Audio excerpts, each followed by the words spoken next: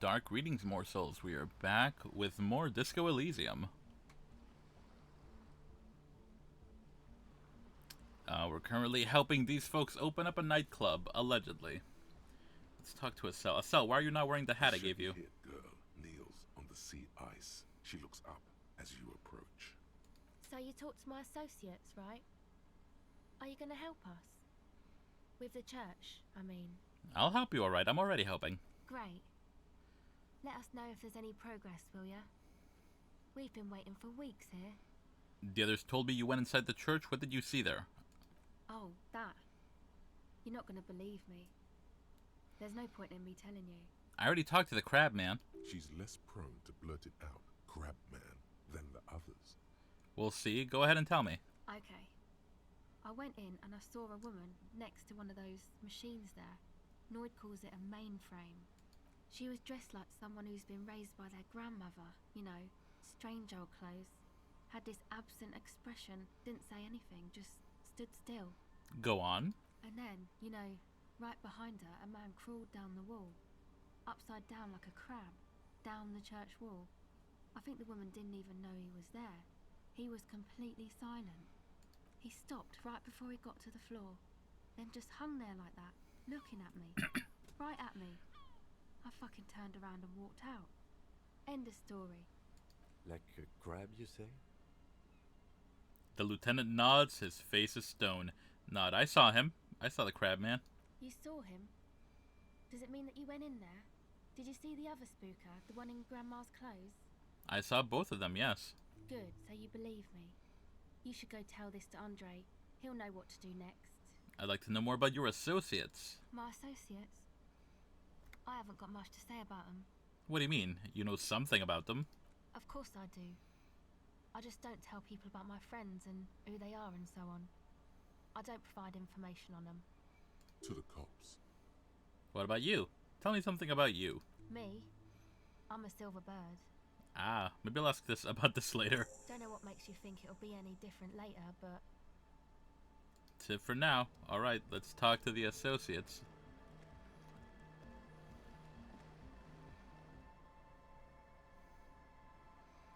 Police work is tough. Take breaks. Talk to strangers. Explore.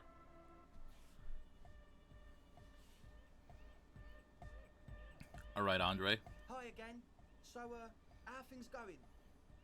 I know Noid has his signs, but what's the deal with Egghead there? He's a quiet man. Mostly communicates through music and by being a master of ceremonies. What's the Master of Ceremonies? You know, a host, a declaimer of slogans. He's a performer, gets the people going. Interesting, sire. A bit like you, then. An MC for short. How do you communicate with him? Well, he's just kind of here. I don't really know how to communicate with him. Have you ever really talked to him? Yeah, sometimes. When I stumble and find my way into his centre, you have to hear a lot of hardcore to the mega first though. The man smiles mysteriously, choosing to let the beat speak for itself. Maybe everything isn't quite as you've been told. Take a moment to analyze. Yeah, analysis. A number of things don't add up. Let's take a look. How about gather around, kids? Okay, kids, now gather round. The young speed freak puts down a busted capacitor and looks at you. The one with the large head seems very enthusiastic about whatever you have planned.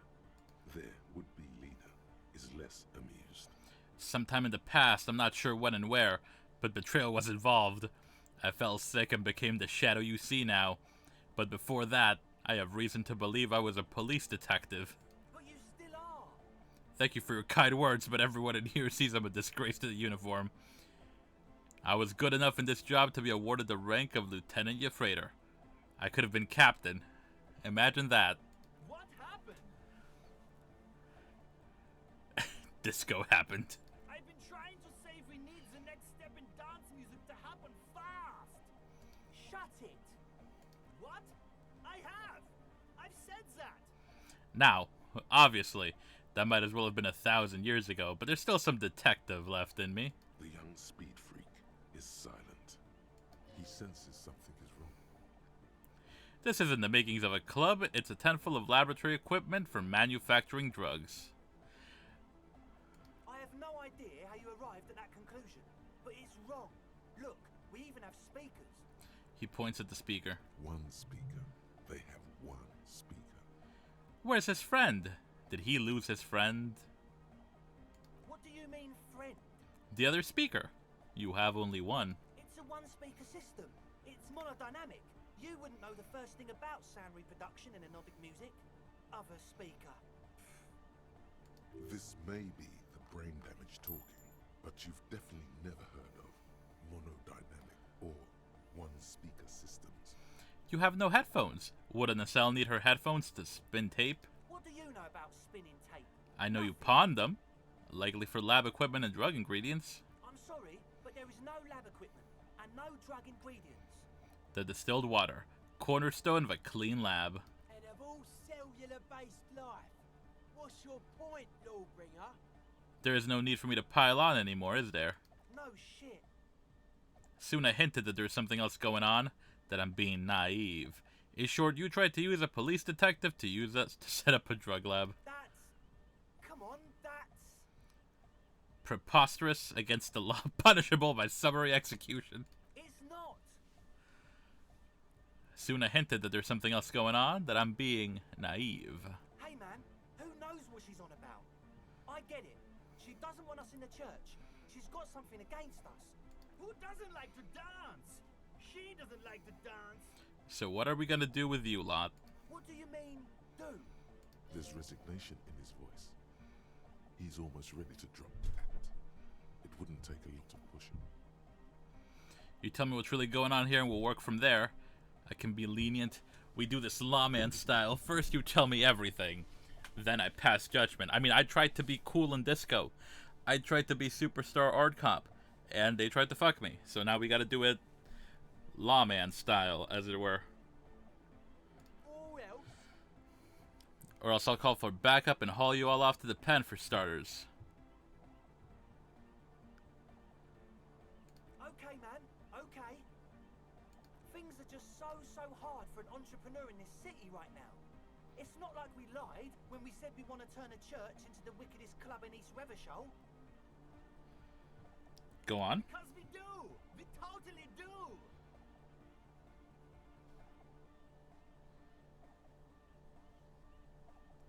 We just need to turn it into a speed lab before.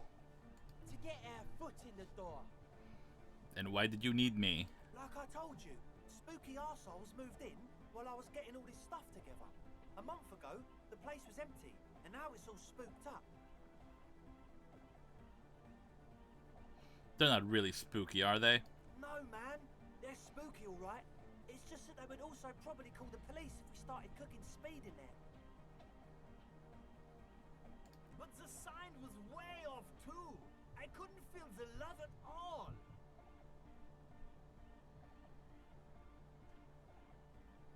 Whatever you think is right, sir. But please, we were only trying to make a living.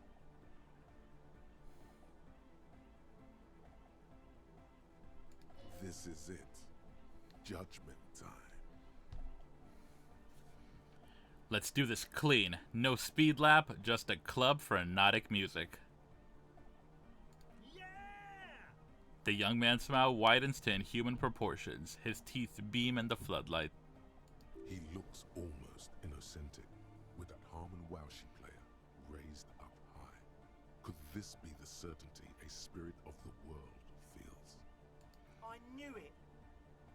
The would-be leader drops his spiked head between his knees. It's impossible now. No, Andre, it's harder now. This hard cop has come to show us how much the fish is, and the fish is always so much more. We all know there was never going to be a club for anodic music with the Speed Lab. Now it has a fighting chance. Preach. There needs to be a club for anodic music in there. Needs to. Everyone hates each other. Everybody hates it here. It's all just drugs and we're slaves and I can't. We are running out of time. Yo, Egghead is the real wise one here.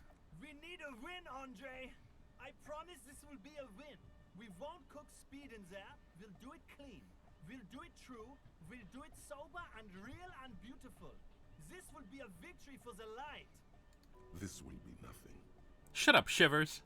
You can hear the ice crack underneath you. Outside, the last century waterfront development is crumbling in the wind. A grape-shot row of falling houses.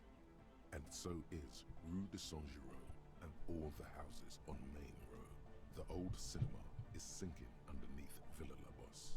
Wait, does anyone feel that? What? Nothing. Let's call this incident crime prevention, but I have my eye on you. Okay, we'll try to do it without the drugs. He raises his head from between his knees. We'll do a straight club up in there, spinning the maddest reels, and nothing but. I swear to God. Okay, Egg? From here on, it'll be straight all the way. About the church, I checked it out. And? What happened? I talked to the crab man. Oh, man. Who is he? What did you think? Seemed okay, to be honest. Very spiritual. Really? Huh. Interesting. What's he doing in the church? Just preaching and praying from the looks of it. He clearly enjoys the physical activity. Guy climbs like a freak, true. Just preaching and praying. No matter. Is he gonna be a problem? Yeah. Noid is right. Let's get back to the point. What are we gonna do about him? These guys will never catch him. You will never catch him. There's nothing to do. Actually, he told me he wouldn't mind the nightclub at all. I don't know, man. Doesn't it feel like a major hindrance to you? A spooky guy climbing around when all the guests are trying to have nice, friendly hyper time? Don't worry, I don't think he really gives a damn about you or anyone else. I guess it's not a massive problem, now that I think of it. It's an extra attraction, boys. Everyone is welcome to dance till the morning light. Yeah! Maybe. I guess we'll figure something out. Okay, but what about the other spooker? The one in Grandma's clothes? Did you see her? I was using the mainframe when Suna, the former lead programmer of Fortress Accident, appeared. A programmer? That's odd. What was she like? Did you ask her about the nightclub? She did not like the Hypnotic Dance Club idea. What a pity. That's my favourite thing in the world. And she doesn't like it at all. A shame. What can we do now? Do you see a way out of this jam? And into a laser-lit future of dance and unity? Unity! Dance! She made it very clear that she won't leave until her own project is finished. And you can't just evict her? No, I won't evict her. We have to come to a different solution. Look at you, Honor Man. No, Noid. He's right. Maybe we've approached it the wrong way after all. I'm sure there's a workaround. We can make a deal not to bother her.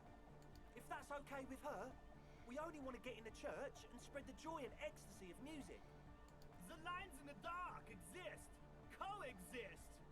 At least Crabman seems like an advanced being. He's hard. He'll understand. Yeah, he can do his climbing thing in the tower. And the programmer, does she like Hypnotic dance music? She absolutely does not. Really, truly despises it. Egghead cannot believe what you just said. It makes him pump the jam a little slower for a moment, but then he returns to the full swing of it. No worries. We'll figure it out. If coexisting fails, you can always muscle her out, right? If it's all okay with you, what do you think? I'll see how it goes. Excellent. Good luck, my friend. He smiles wide like a replica of his best friend with the large head. Goodbye, officer. Let's try to solve the egghead enigma, says the young man with the tape player and the large boyadero boots. Lung-shaped trees spout on his silver belt buckle. True, hard, full of car. Say nothing. Car. Still say nothing. Car to the mega. Still say nothing. Totally coherent. I was wondering if you knew who killed the mercenary hanging behind the whirling in rags. Good morning, yeah. 1, 2, 3. Yekokata, the place to be. Why is this Yekokata the place to be? What does that mean? Yekokata is a hardcore place. An intricate system of irrigation networks pockmarking the earth. Intermittent seas of phosphorus mud, ripped tarpaulin fluttering in the wind. A pair of molten rubber boots also comes to mind. All in all, a truly hardcore place. Huh? I see you're here again. Offside, man. Did I mention getting us into the church would help? I saw a sticker on the padlock. Can you tell me anything about it? A sticker? you describe it to me? Interesting. He wants you to describe it, though he already knows what it looks like. It's a yellow circle, a human face with X's for eyes and a smile underneath. I think the X's mean the guy is dead. Good, good. What did you want to know? Was I right? Is it a dead guy smiling? Yes, you're the 23rd person to get it right, and I've asked 23 people. Looks like it's a dead guy smiling to the entire human race. Why do you think that's so? We're all the same. Same eyes, same smiles, same death. And what does that mean? He defeated history. We are living in the age of history, and in the eyes of history, we are always already dead. How can we ever smile then? Because history is a lie, and so are its deaths. The present moment and life are the hardcore. The hardcore expels death. Or maybe he's not dead. Maybe he's just really ecstatic about the beats. I'm thinking maybe the smiling dead guy is a symbol for communism. It's also dead, but doesn't care. Yeah, that interpretation holds. What makes the sticker so modern? Simplicity was brought to us by a classical solarist modernism, but that was a tasteful, harmonious simplicity, right? Well, hardcore is not tasteful or outwardly harmonious. It's a warning shot. This will be dangerous. The echo of man's loss, haunting him. The sticker, the clothes, the music, same thing. Seems awesome. Not in agreement. It is. I think we've exhausted the subject for now. I guess one could write an entire treatise on the thing. But what for? How are the signs now? Nah. Still strongly out of sync. Stage gamma disalignment. What? You heard me. Damn. I guess our signs will only be synced when the dance club is up and running.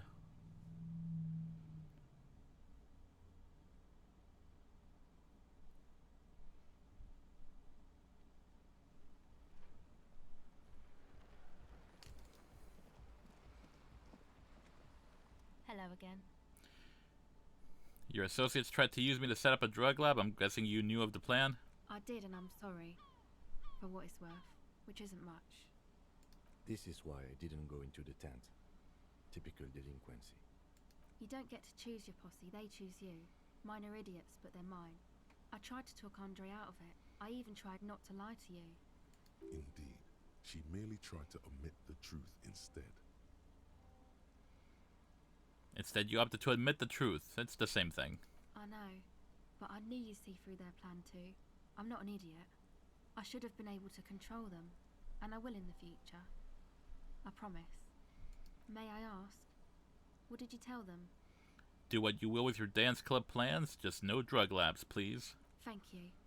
I'll get them under wraps, I promise. I trust you, Estelle. We had our contact mic talk, and I gave you the hat.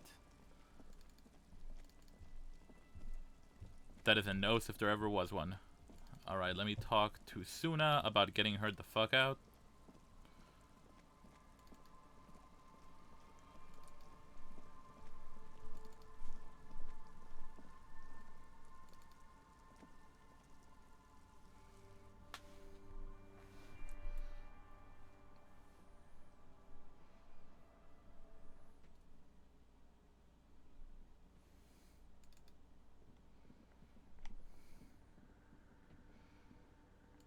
Hello, Suna.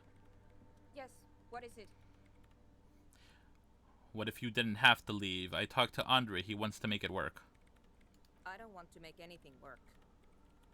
Hold on. You don't want to make anything work? Yes, anything. I don't want to make anything work.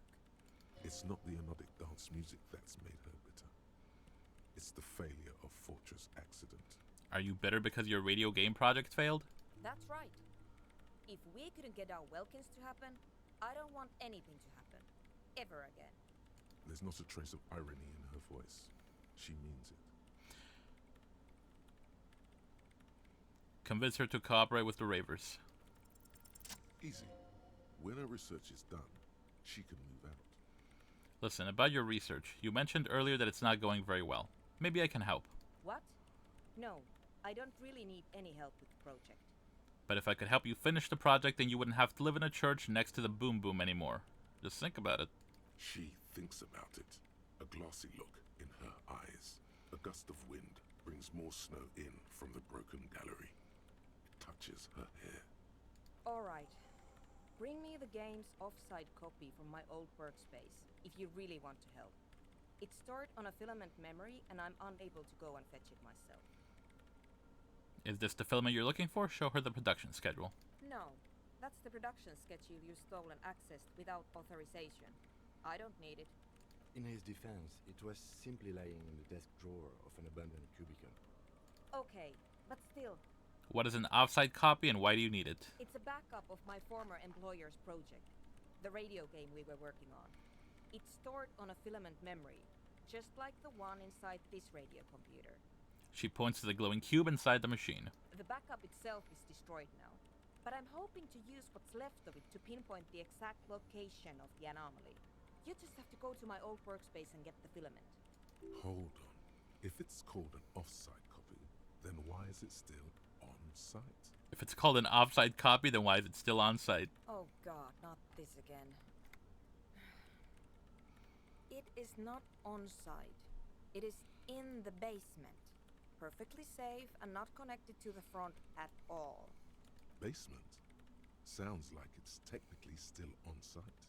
And no, taking it outside the building wouldn't have protected it from the data loss. There's nothing wrong with keeping the backup in the basement.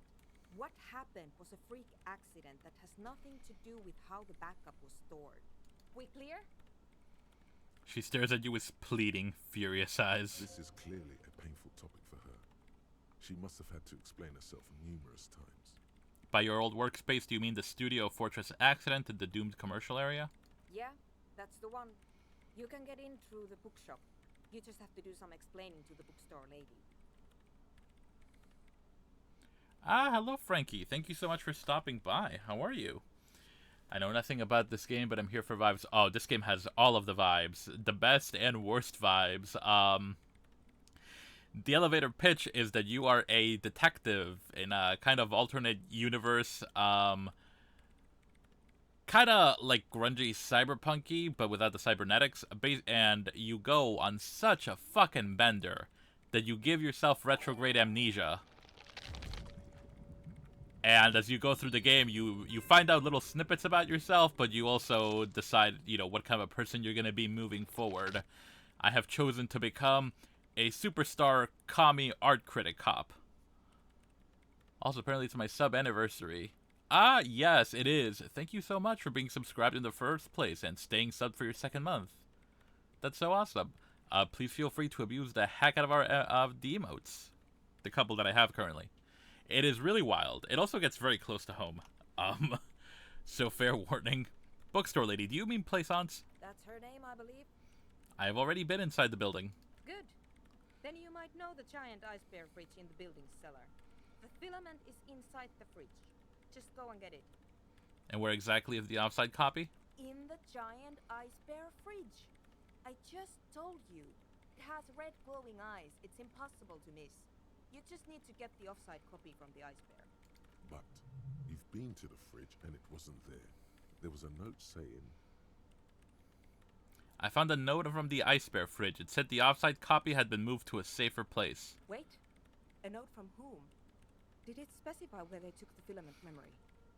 It said the offside copy had been taken to a nearby ice cream maker. The note was signed by someone named Sulisla. Zawiza. Of course. Our project lead. Suliswov Zawiza. God, he was always so hell-bent on keeping the copy somewhere safe. And feature creep. And the Valley of the Heads. Like it would have made a difference. The offside copy was perfectly safe when the data loss happened. That data loss was anomalous. And the heads... I won't even get into the heads. Millions of them. Go find that copy from that ice cream maker, will you? Thanks.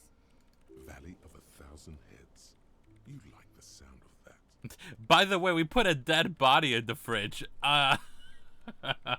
We did. That's not wrong. I don't know that we want to tell her that. She's already frustrated enough with us. Alright. Thanks. She thinks for a moment, then reaches behind the radio computer and hands you what looks like an oversized pry bar. And here's my pulsar multi-tool. You might need it to hack loose some ice. It opens everything. If you get me the offside copy, then you can keep the pulsar. It hurts a bit for her to say this. She's not too happy to be parting with the Caval soon. Alright, I'll let you work in peace. Alright, good shit. We're gonna help her finish her research so she can leave the church so a couple of ravers can turn it into a nightclub. And then I can dance there, like the superstar detective I am. Alright, we are basically in the twilight of the evening now. No one else is up. I can go give the jacket back to Idiot Doom Spiral. Yes, that is his name. And then I'll turn in for the night. Whose house is that?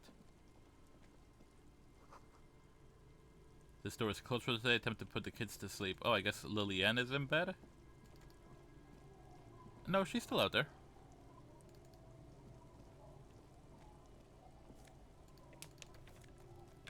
Ooh. Franco-Nigerian cavalry boots. They help with my perception, but I don't need to perceive anything right now.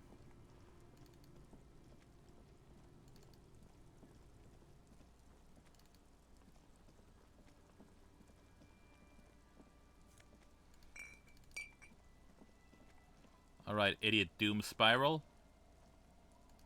Here's your jacket. Tequila Sunset. Yes, my nickname amongst the Association of Moribund Alcoholics and the fishing village is Tequila Sunset. I found your jacket, homie. Ah, tequila. I knew you'd come through. That's fucking great, man. I found a little more than I bargained for. What's that supposed to mean?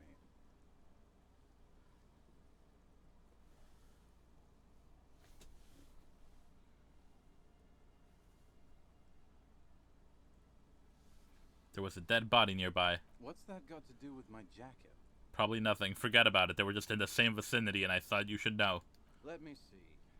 What? This isn't my jacket. My jacket was beautiful. This is fucking filthy. What am I supposed to do with this? What do you expect? You left it outside for a week. I'm not taking a disgusting pile of hobo rags. I may be in an irrecoverably decaying orbit, but I've still got standards. Either bring it back the way it was before, or find a dumpster to burn it in. You know, despite the guano, it looks like the jacket itself is stain resistant. It may just need a good scrubbing. I guess we can ask the washerwoman if we can use her washing tub. The old woman still sits in her chair, continuing with her chores. As she does so, she quietly hums to herself. There's a gap where the name of that song should be. You should ask her about it right now. You're still up, ma'am? Yes, I can't really sleep anymore. Only a few hours a night. It happens when you grow older. She sloshes the water in the bucket around for a bit. My suggestion is, don't grow any older than you already are. That's old enough. What's troubling your mind? What's the song you're humming? A lullaby my mother used to sing. I sang it to my kids too. It's an old Samaran children's song. What's it called? Surrender to the night. She replies slowly, rocking back and forth. That's kind of grim for a children's song, even if it is a lullaby.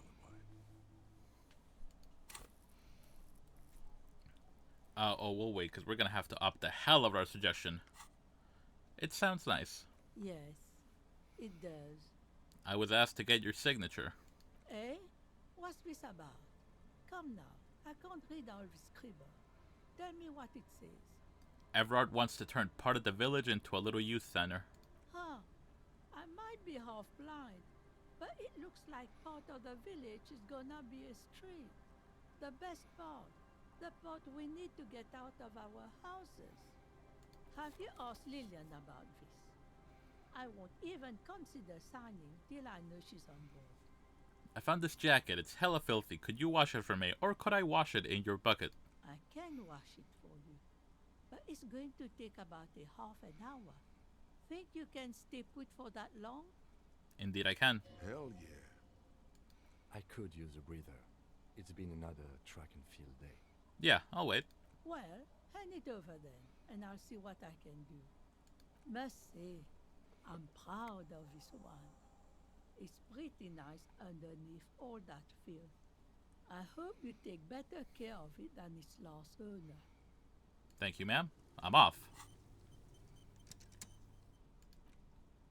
Calvasun Multitool. Ooh, found jacket. Pain threshold and half-light. I kind of want to keep that jacket. I want the whole found suit.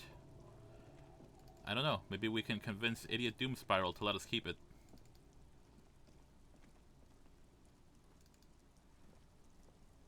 Tequila sunset. Okay, here's your jacket. Fresh washed. My jacket? Yeah, the one you had me clean the seagull shit off of. A look of consternation crosses the man's face. He looks at you, then at his bottle, then back at you. What the fuck are you talking about, Tequila? What the fuck are you talking about? Rosemary, what the fuck is Tequila talking about? Oi, that's the jacket you stole 2 weeks ago. From the kid who was making it with his gal on the beach. That's disgusting. I've never done anything like that in my life. You're both delusional. Found. That's medium concept stuff.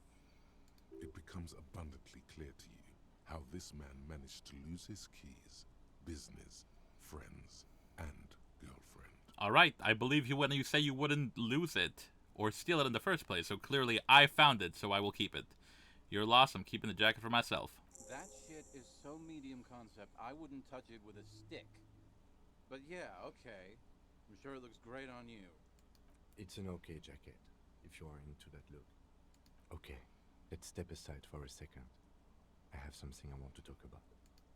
Oh no, Kim's gonna yell at me. What am I wearing? I'm wearing my commander's jacket, so Esprit de Corps and Visual Calculus. Yeah, I mean, those help me more in an everyday situation than the Fallon stuff. I'm wearing my Logic dress shirt. Any other shirt that helps me?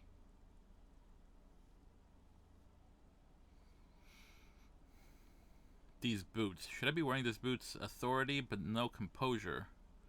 Composure, but no savoir-faire. Let me put on my... I only have the one pair of pants. I don't have a better shirt. I can't take off my horrific necktie because it basically threatened to kill me if I ever took it off again. What about glasses? -1 perception, but Inland Empire is up there. And I get more use out of Inland Empire than anything. No, let's put on the Superstar sunglasses, I guess. Alright, what's up, Kim? I've been meaning to have a little chat with you about your sense of style. It's eclectic. It's what superstars do. I'm a trailblazer, Kim. I don't like the way this conversation is heading. I'm glad you finally started dressing a little more like an officer of the RCM.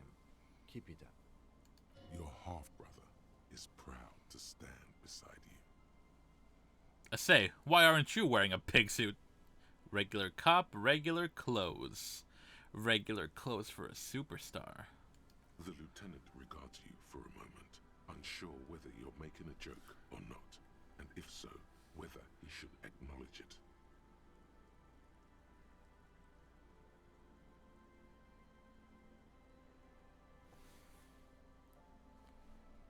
Right, detective. You are one regular cop.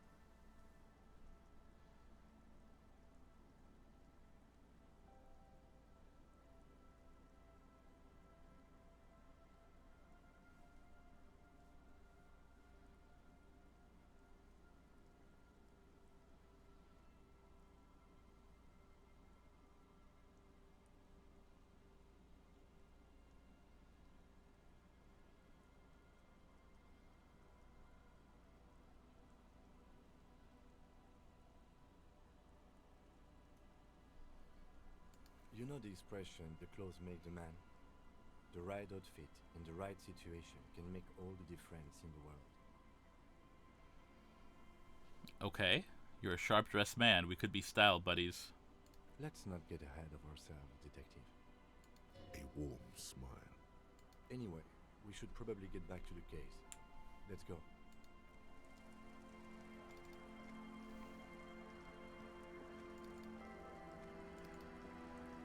Alright, let's see if we can get Lillian to sign this.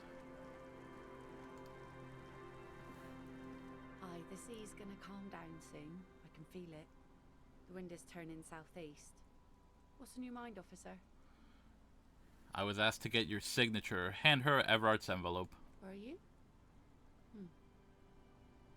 This says by signing, I agree to live in with construction noise. What exactly is the Union building?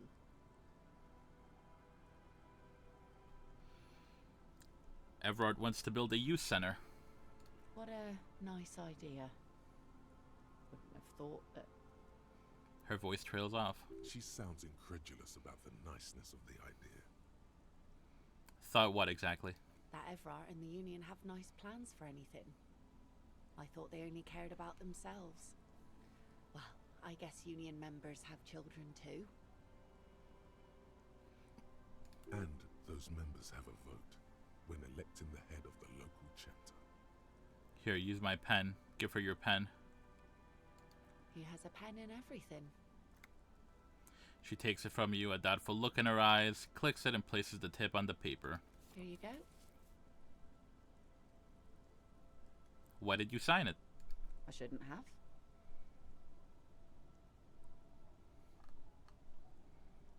No, it's a youth center. Why wouldn't you? That's what I asked you. It's a youth centre and I have children. Got to give them something else to do. They're cute and small now, but they're growing up fast. I had my first drink when I was 11 because I was so bored. Anyhow, you also need Isabel's signature. If it's a bad idea, she won't sign. You'll find she's a tougher nut to crack than me. Sound logic. Division of labor. She leaves the skepticism to the skeptic. She needs to go on a date with another drunk badly. Kim's presence makes it awkward. Yeah, no, I'm not gonna ask her out in front of Kim.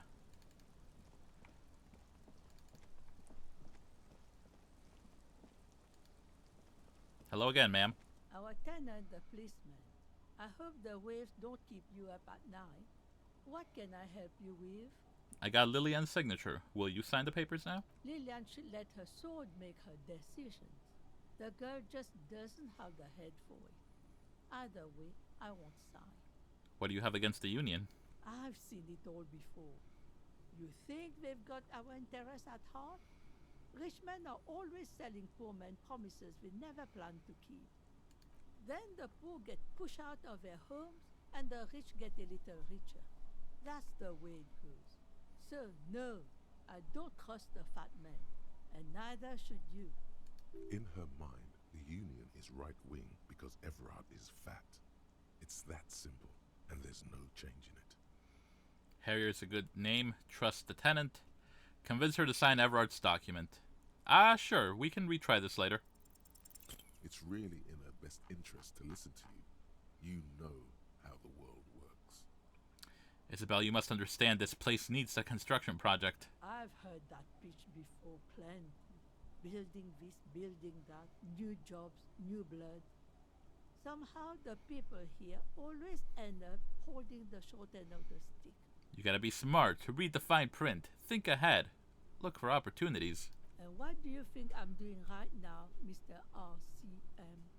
The scrub blush flies into the bucket so furiously some splashes hit your face. Tastes like soap, unsurprisingly. Do you know who takes the cream of these deals? Real estate developers, construction companies, restaurant owners, clerks, accountants in La Delta. Have some integrity. You're an officer of the law, not some fat slug's corrupt little crony. It's okay. She's emotional right now. Keep at it. We're her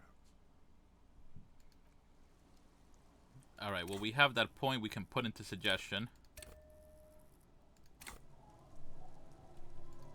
Our tenant, the policeman. I hope the waves don't keep you up at night. What can I help you with? I guess I should wait until I have more points into it. I don't super want to just gamble on a crit. But sure, why not? Logic Hey! and reason won't work on this old bat. Better go for shameless emotional manipulation. What's the grandmother's deepest vulnerability? Does this feel like a good thing, though? What's gonna happen to Lillian's twins? What do you mean? What's going to happen? We are gonna grow up, of course. I raised my own kids in this village and they are doing fine for themselves. Are they here now? No, they moved to Faubourg for work. And what do you think Lillian's kids are gonna do when they grow up? I feel dirty. Well, I imagine they'll grow up and leave too. You've got her. Now just reel her in. And then what? Then, The old woman exhales. She stares at the ground, unable to finish the thought. Look, this village isn't what it used to be. It's a dilapidated shithole. No, I'll let it sink in. I'll say nothing. I'm not gonna, like, bully her. I don't believe the Fat Man's Youth Center is going to change anything. But what other choice do we have? It's not like the coalition government is coming to save us. Coalition don't give a shit about nobody. I won't be around much longer anyway. Not with the dampness in my rooms. If they want to take a chance, who am I to stop them? Nod. Did you say something? I said you can start by signing these papers. I've got a pen right here. Reluctantly, she takes the pen from your hand, scribbles her name on the line, and hands everything back to you. See that you didn't just get us all screwed. I might be half blind, but I have a good memory for treachery. Let's go, mail it. He's not dissatisfied with you, but with himself. About the document you sign, Everard plans to muscle you with the construction noise. No, I'm not gonna say that. I know you're disappointed, Kim, but even though it's like a Balin and Dragon Age situation. Like, Everard's a shitty dude, but the new developments are probably the best hope for the fishing village in the long term.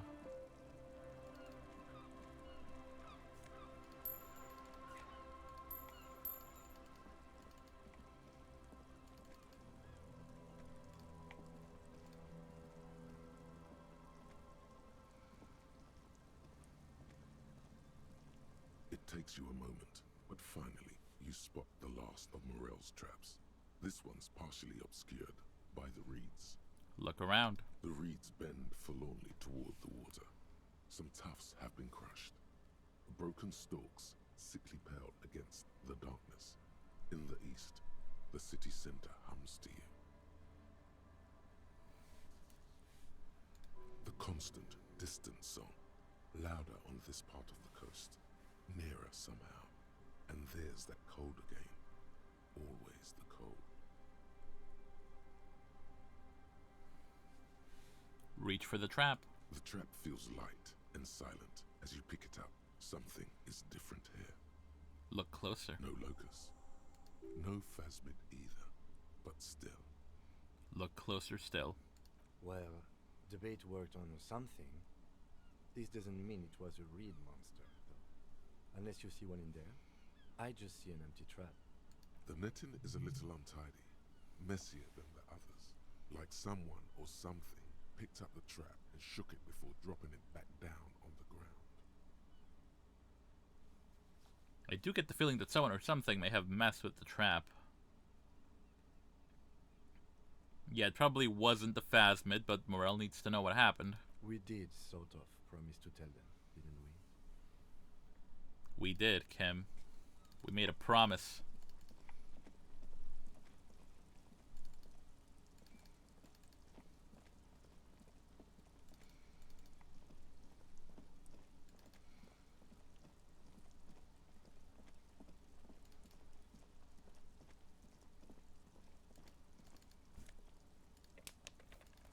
Can I equip Plus Inland Empire, plus 1 empathy, minus 2 authority.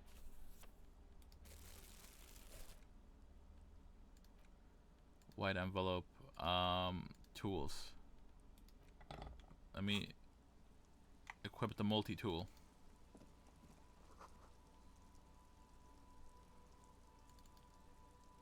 Is the pawn shop just open all the goddamn time?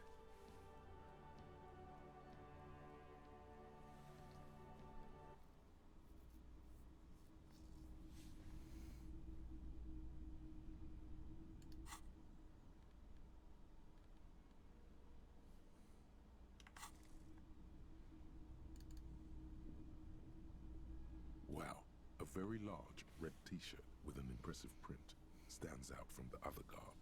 Oh yeah? Oh yeah, the print depicts a muscled man striding toward you, a giant sword in each hand, encircled by burning embers. Behind him is a cluster of cabins engulfed in flames. Beneath him are the words, Hjelmdal burning. Sniff the t-shirt. Smells like worn cotton and a little old sweat there. Worn cotton with a side of flea market or trash bin. Sniffing is okay, but please don't try anything on. Can't have you leaving your photon emissions in the fabric of things you're not going to buy. You're not imagining it. Photon emissions? What is he talking about? That's a Rad Man from Hjelmdal t-shirt you got there. Hell yeah, man. I don't usually carry printed tees, but this one was just pure exemplar. We have a lot in common. I'm a big fan of the Man from Hjelmdal too. I wouldn't go so far as to say that I'm a fan, but I do think the Hjelmdalaman saga is an integral part of our shared reality. Most people don't think that the man from Hjelmdal really existed, but they're wrong. What did you mean the Man from Hjelmdal was real? I mean, even if the man from Hjelmdal didn't exist before the adventure novels, the stories have made it so that he has. It's simple, really. Okay. He sounds incredulous. You sound skeptical. It's not that complicated. All that's required is a more robust understanding of cause and effect. Besides, I've been to Kotla, though not quite as far north as the Hjelmdal, and watched northern lights travel across the sky. Very unique, energetic tides there. His theory isn't exactly incoherent, but its logic does suggest some unusual neural activity. Interesting. Very, very unique energies indeed. Geomagnetic ley lines, one might even say. This shirt celebrates a false hero, a guardian of the masculine order. I doubt the real man from Hjelmdal was as poor a role model as the one in the popular literature. But yes, the books are very sexist, in a not entirely unenjoyable way. How much are you selling the t-shirt for? 2 real. That's dirt cheap. Couldn't you just give it to me for free then? But why? The Man from Hjelmdal is a superstar. I'm a superstar. It's a perfect fit. I suppose that makes sense, yes. Please go ahead and take it. Welcome to Hjelmdal. Hell yeah, free shit. 1 physical instrument, 1 shivers, minus 2 authority. Alright, I'm glad I have it. I don't think I'll ever wear it, but... Let me buy this boombox. The boombox's weight on... And here you are. Quality sound reproduction on the go. It'll play anything, wherever. Turn any tape into a conversation of sounds and shapes. And I think I can buy that headlight. Typical Martinez street light. Oh, it's like 700 real. You see rows of toy soldiers guarding the rest of the trinkets displayed on the table. Let's look for a really cool Some figure. on horseback. Everything you pick out seems faded, chipped, and sad somehow. Most of them are just broken toys.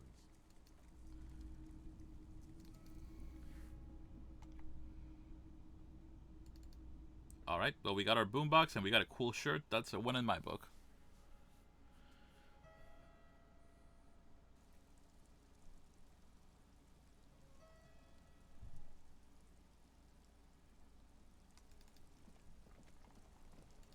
Oh, I can talk to Tommy. Is he still out here? No, I gotta talk to Tommy tomorrow. Oh, Alice is probably still awake, though.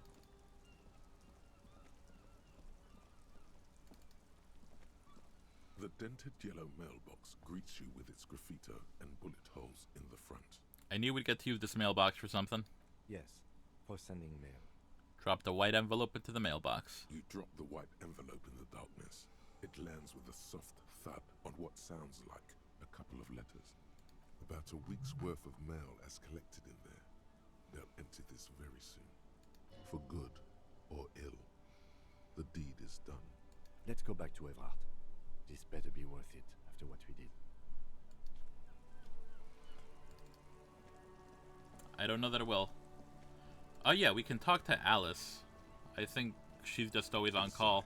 You see a set of steering levers, a radio microphone.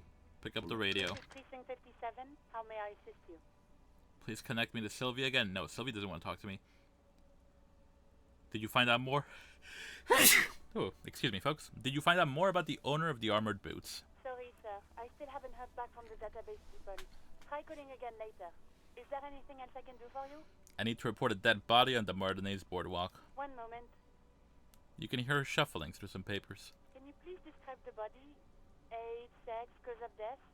An unidentified middle-aged man, height of 170 to 175 centimeters, dark hair, medium build. Looks like he slipped, fell through a hole in the boardwalk, and hit his head against the metal bench. We suspect he might have been inebriated when he fell. There were bottles all around him, and traces of vomit on his shirt. Any signs of violence? No, it seems like it was an accident. No field autopsy necessary. She repeats. You can hear her quickly typing in the background. What about his belongings? Did you examine his clothes? He was wearing boots, trousers, and an old leather jacket with a bright blue lining. I found a library card from his pockets. Any information on the library card? It's from the Central Jamrock Public Library. It belongs to someone named Billy Majon. Good. You have a lead. Do you and Lieutenant Kitsuragi want to take the case, or should I assign it to someone else?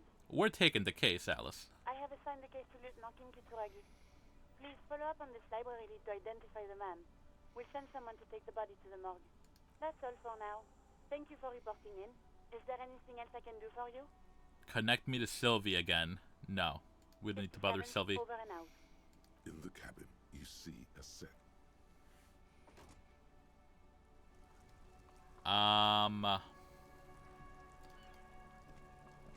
Oh, maybe we can try talking to Kuno.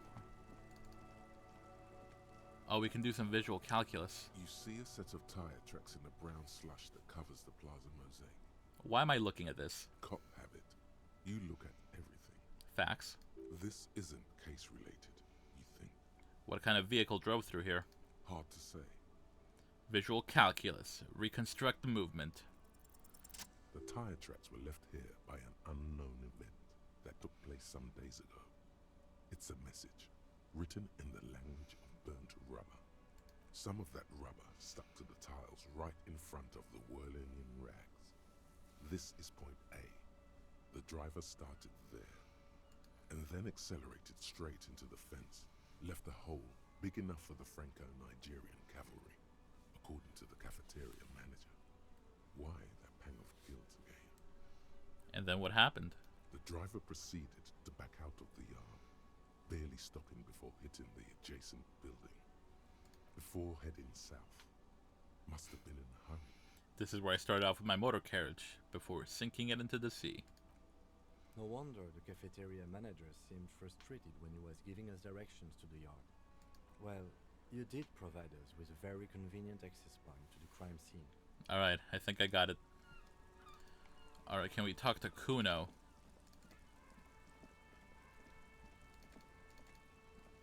Can we try the store again? An inconspicuous pile of the roof. I'm gonna need to up my perception.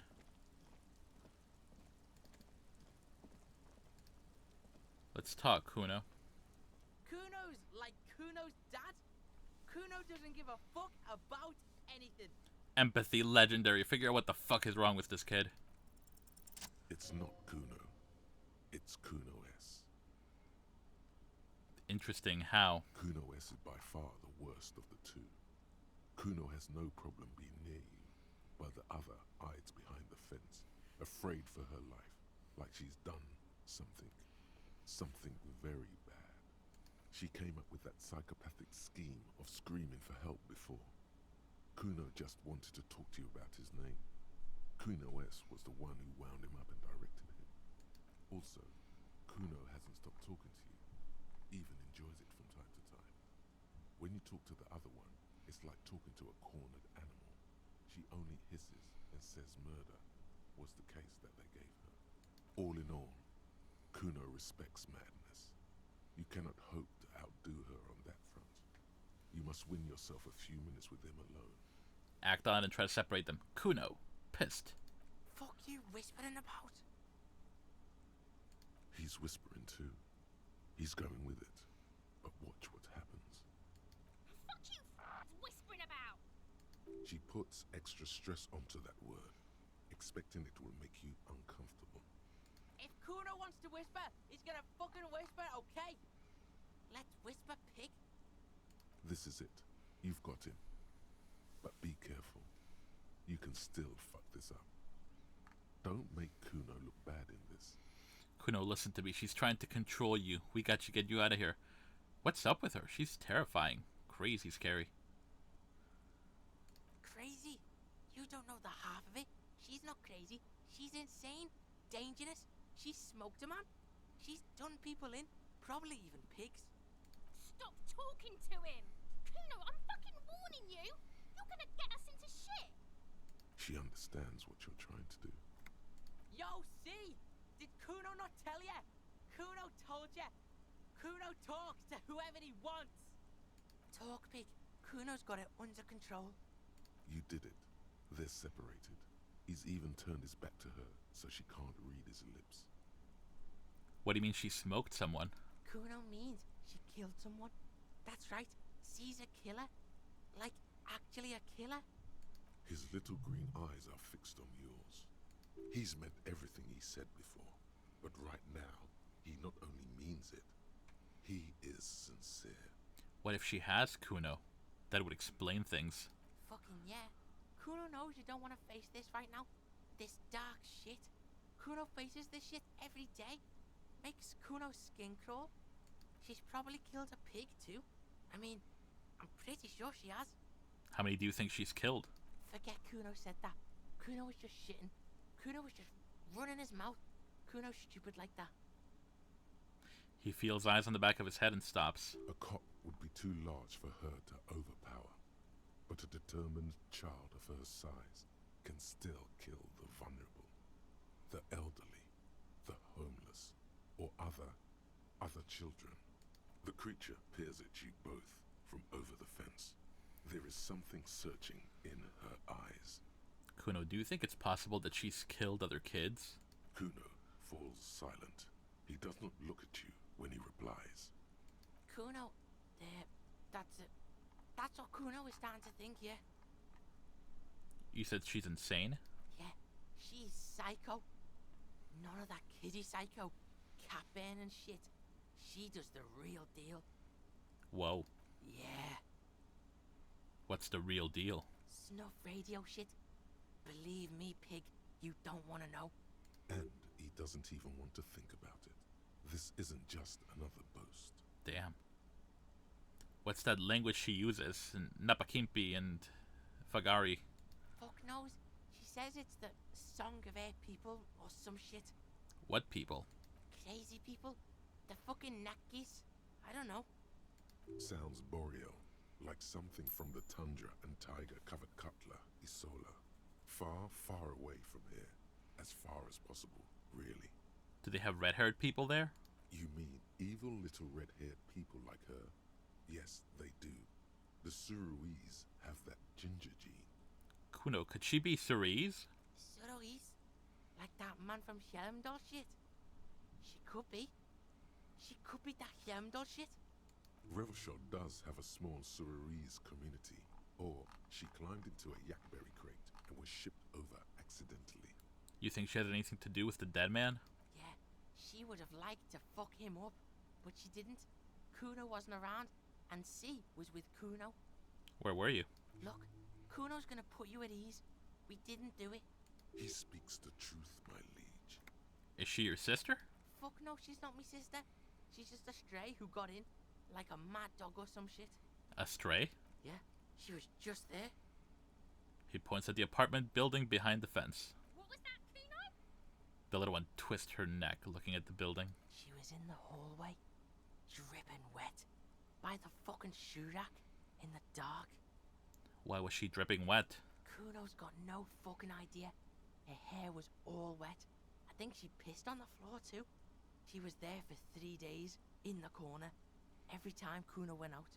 You said she got in. How? I don't know. Someone left the door open. Kuno comes home and she's sleeping under the desk, under the pile of clothes, like a dog. What about your parents? Kuno's dad doesn't give a shit. Doesn't even see her there, or thinks it's fucking Kuno. Shit's all on Kuno. How are you dealing with all this? How's Kuno dealing? Kuno's dealing just fine. He doesn't need you fucking with any of it. C doesn't either. Kuno's got this shit under control.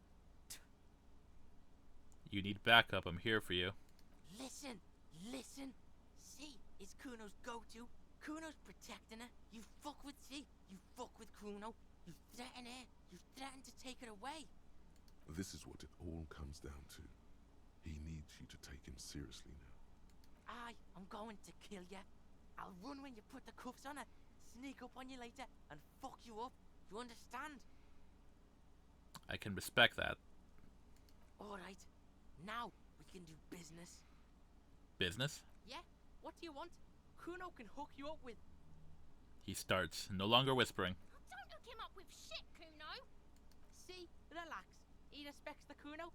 Kuno made him respect the Kuno.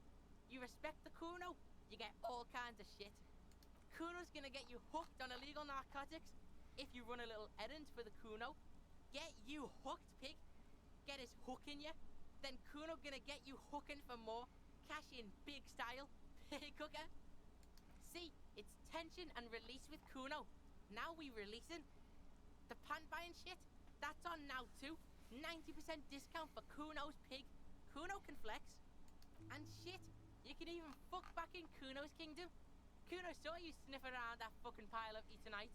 It's a secret door, okay? Just pull it off and fuck back in there.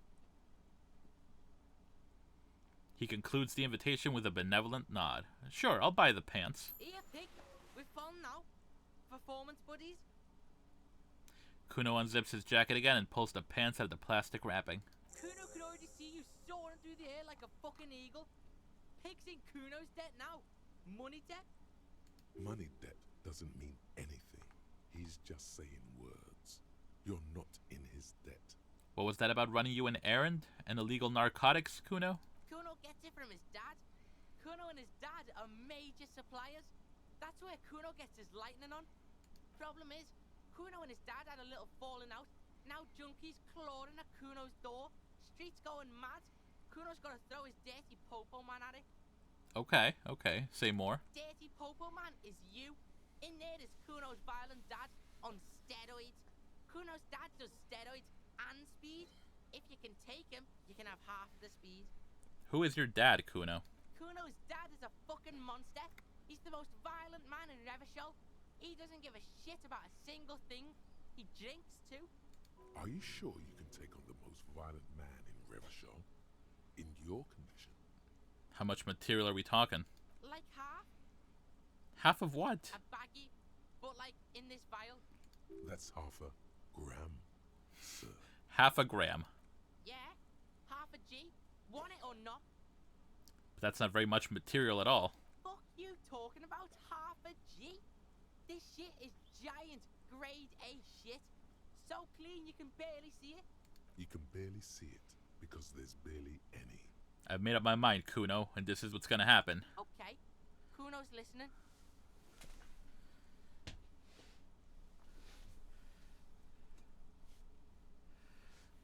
I'm going in there, but not for the speed. I'm going after the most violent man in Revachol. Sure, whatever. If you survive, make sure to bring that shit back to Kuno. Kuno's almost out. You wouldn't like the Kuno when he's out. Kuno's violent dad's got Kuno's key, so you need to fuck your way in there. Go to the pier side, bang on the door till the cleaning gimp lets you in. That's how Kuno does it. Then you go to room 12 and kick down the door, police violence style. That's what Kuno does. And then it's action time. You're locked in the room with violent fuckhead. That's it. Next time Kuno sees you, you better have his shit. What the hell are you signing us up for here? Come on, Keb. Obviously, I'm not gonna take it. We need to get drugs away from a minor. Okay, then. He concedes. Kuno doesn't fucking care. What are these pants? These pants are... Oh, electrochemistry. I don't even use that. Yeah, let's put in our cool pants on.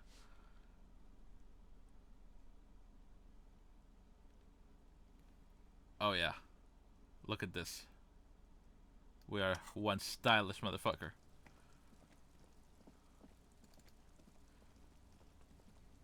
The pile of Eternite looks stranger now that Kuno told you about his pad. Alright. Because, unless Kuno lied, you should just be able to pull the panels aside. Pull the panels aside, baby. There it is. You see a shabby little door. Fuck shabby little doors. So this is the shack Kuno mentioned. Let's take a look inside there.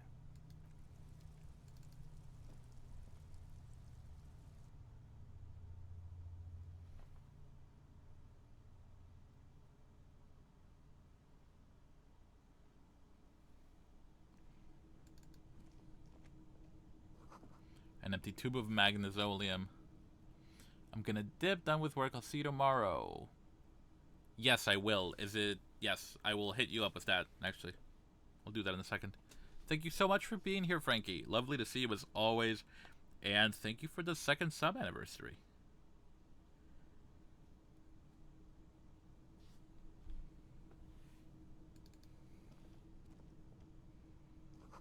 A silver plate with traces of bone yellow powder.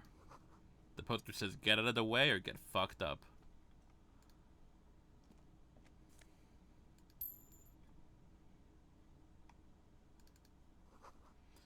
Cured pig's head, it looks mummified. Ew, Kuno. No, you're the best.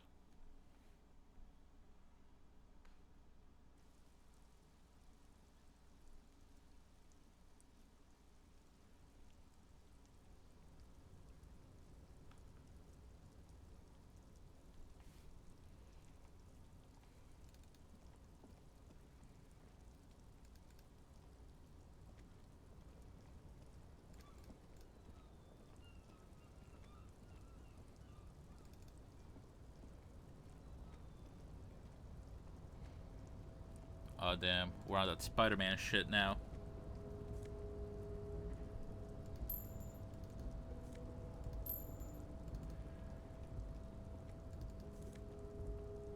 Nose of Fed. Okay, cool. I definitely need to buy more health items tomorrow when Fritta is open. This doorway is going to collapse soon. Restoration pillars keep the ruins together. Postcard.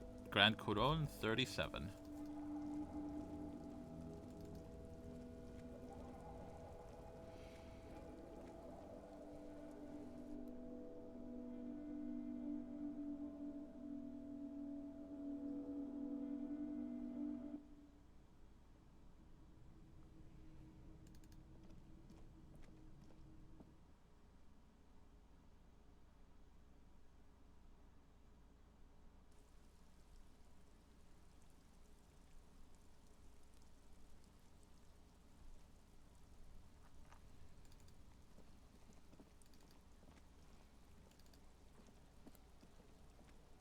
Kuno's like Kuno's dad. Kuno doesn't give a fuck about anything. Found your shack. Yeah, did you fuck in there? What was with the pig head? Oh, that? Kuno decapitates pigs. That's just a Kuno demo tape. Cool pig head. I liked it. I got one too. This one. It's shit. What? What is this shit? Fucking on yourself. This is weird level shit. Kuno doesn't go there. Fuck your shit back to normal. What is this? Well played. No one saw that coming. And that's not Superstar Art Cop. What's with the tube of magnesium, Kuno? It's a vitamin pig. Don't you know anything? He looks at you like you just pointed at the sun and asked what it was. You could use some. It's magnesium, right? Yeah, it's the mag. You fucking need that shit to stay on top of your game. Kuno goes through like a tube a day, rips mag like a motherfucker, and you could use a bottle. Oh, don't teach him, Kuno. He's gonna use it against you, Kuno. I know all about magnesium. I rock it all the time. You're not getting this, pig. It completely takes away the hangover. It's like you didn't do anything. Like you stayed home playing with your choo-choo. Fuck you, pig. Don't do mag. You're gonna OD and you're gonna fucking die. I found a plate covered with powder residue. Know anything about it? That's where Kuno gets his daily hit of electric. Kuno Shazam. Kuno rides the fucking lightning in there, pig.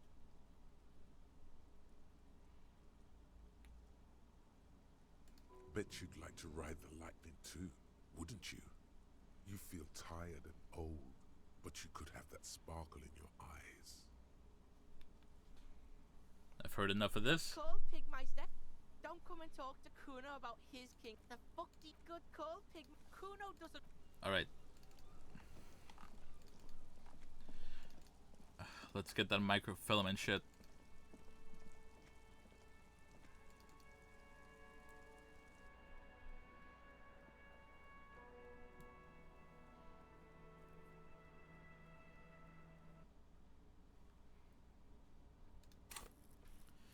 I'm gonna pour more into suggestion.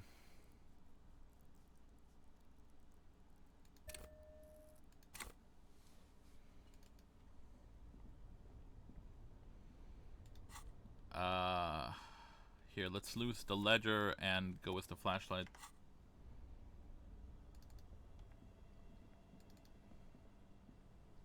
This orange machine is buzzing like an old submarine. It has a hand-cranked ice cream churner on top and an electric freezer that appears to be frozen shut.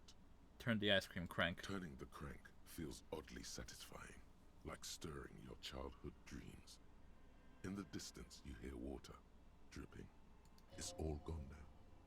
You'll never become a poet or an entrepreneur.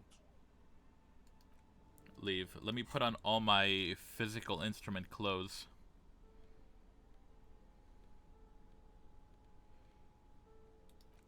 See the white tank top.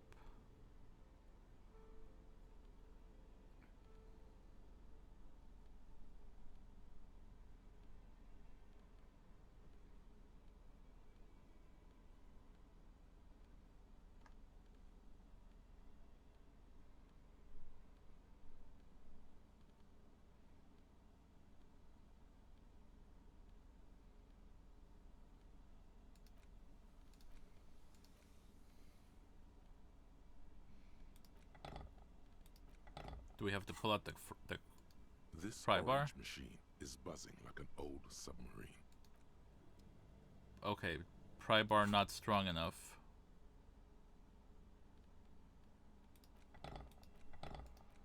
Wow, do I really not have anything else that helps me with physical instrument? Do I have anything that lowers my physical instrument and that's why this shit's not working?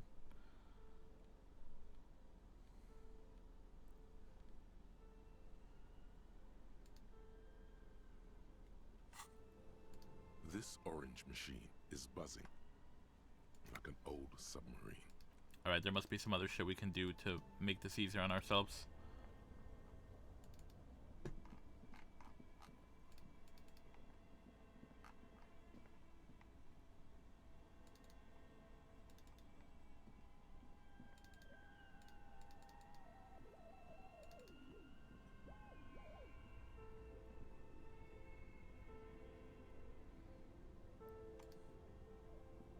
Two cables are plugged into the breaker box. The red one leads to the ice bear fridge, and the black one to the ice cream maker nearby. Unplug the black one. Something close to you dies with a soft electric purr. Very smart. Opening the lid should be much easier after the ice cream maker has defrosted. Unplug the giant red cable. An electric sizzle. The room is slightly quieter now. Yeah, we don't need the big fridge anymore. This orange machine is dead still. It has a hand-cranked ice cream churner and an electric freezer. The ice around it slowly melting. Machine unplugged. Better grip with gloves.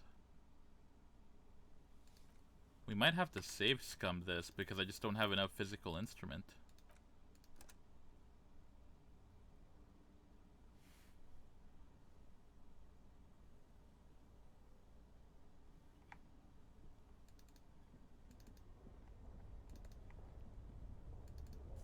Oh, I never noticed this little side room. A cellar window, people's feet shuffling on the streets. Alright, I mean, I guess we can try. This orange machine is dead still. It has a hand-cranked ice cream churner and an electric freezer.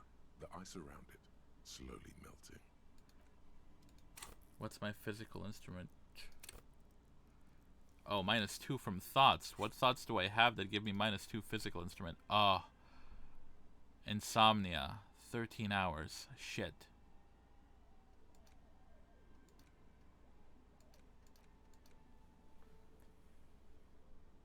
I might wait until Wasteland of Reality passes then.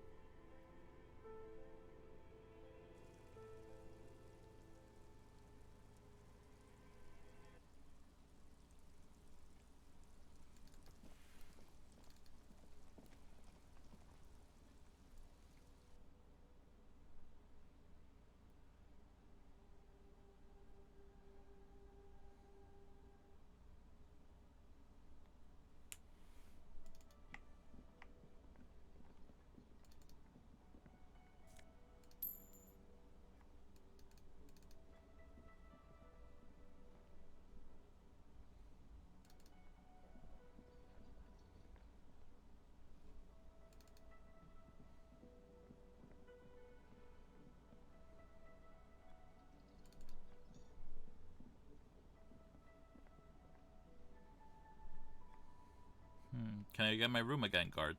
Or is it too late? Can I help you? Got the 20 real? I guess. It's gonna set me back for the speakers and the shoes, though. Then why are you wasting?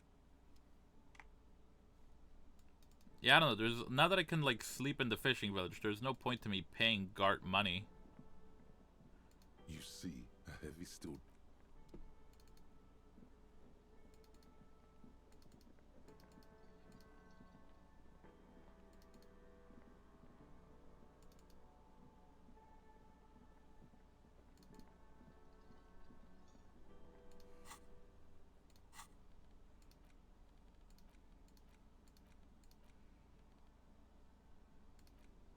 The porter reel is just what you needed. The reel's attached to the apparatus with a satisfying click. The tape is routed behind the magnetic reader. Press play on the tape. You press the large button marked Commencer, and the tape starts spinning. There's a small delay before the song starts playing. Keep the porter reel at the harmless distance and wait. Then the organ starts playing a simple, melancholic tune echoing in the hallway. A lone singing voice joins in, telling you about the tiniest church in Cessons, surrounded by even tinier yard. You almost feel the seaside mist on your skin. It's mega sad. Within seconds you know this is the one. The real shit you've been looking for. The one you trust your room to. This one tells it like it is. This is your tune. Hell yeah. A click, then silence for a bit. Then the tape stops spinning. Could I sing this for karaoke? I could sing this. Of course you could sing this.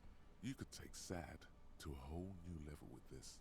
And you already know the lyrics since you've listened to it like a million times. Yup, they're all here. All 3 verses.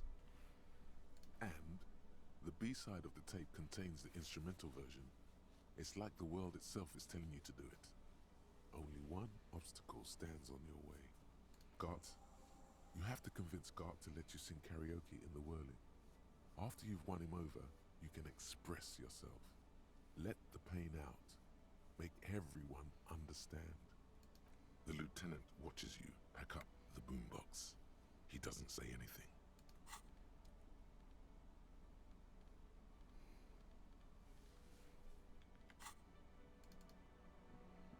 Alright, let's head back down to the village.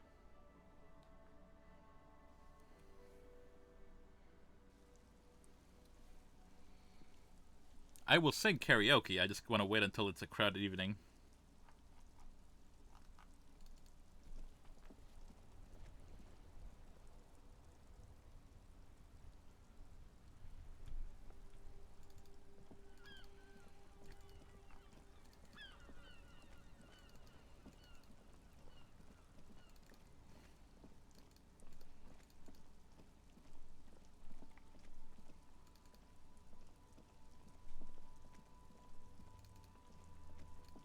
Alright, I think we're gonna look through a couple other cases from our ledger and then call it a night. Because we still got a while to go for Wasteland of Reality to pass, I guess.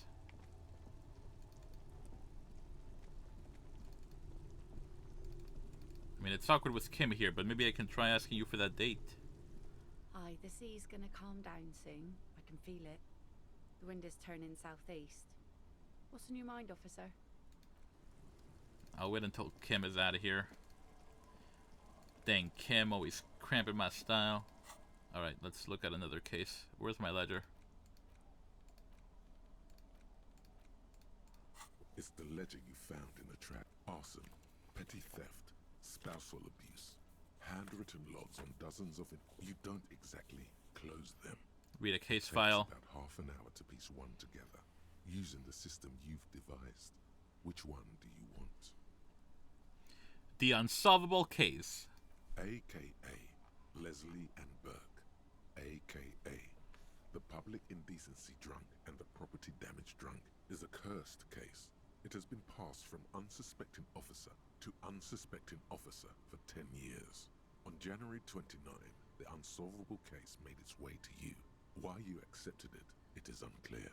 Every officer, and indeed most civilians in Jamrock, know it's unsolvable. Leslie will always take his pants off when he's drunk. Burke will always trash everything.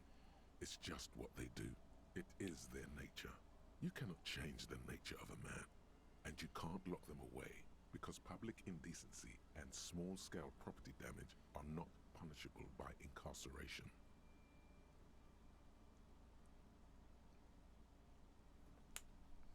The only way for Leslie to stop flashing his genitals to bypassers and for Burke to stop dismantling signage and rear-view mirrors would be for them to stop drinking alcohol, which, in their 40s or 50s, it's hard to tell because of their distorted features, is a medical improbability on par with you ceasing to produce the expression. Couldn't we just keep them off the streets? You would think that, but you're wrong. Where's the fun in exposing your genitals or breaking stuff in your own home? No, Leslie and Burke are on the corner of Main Street and Perdition, because that's where the action is.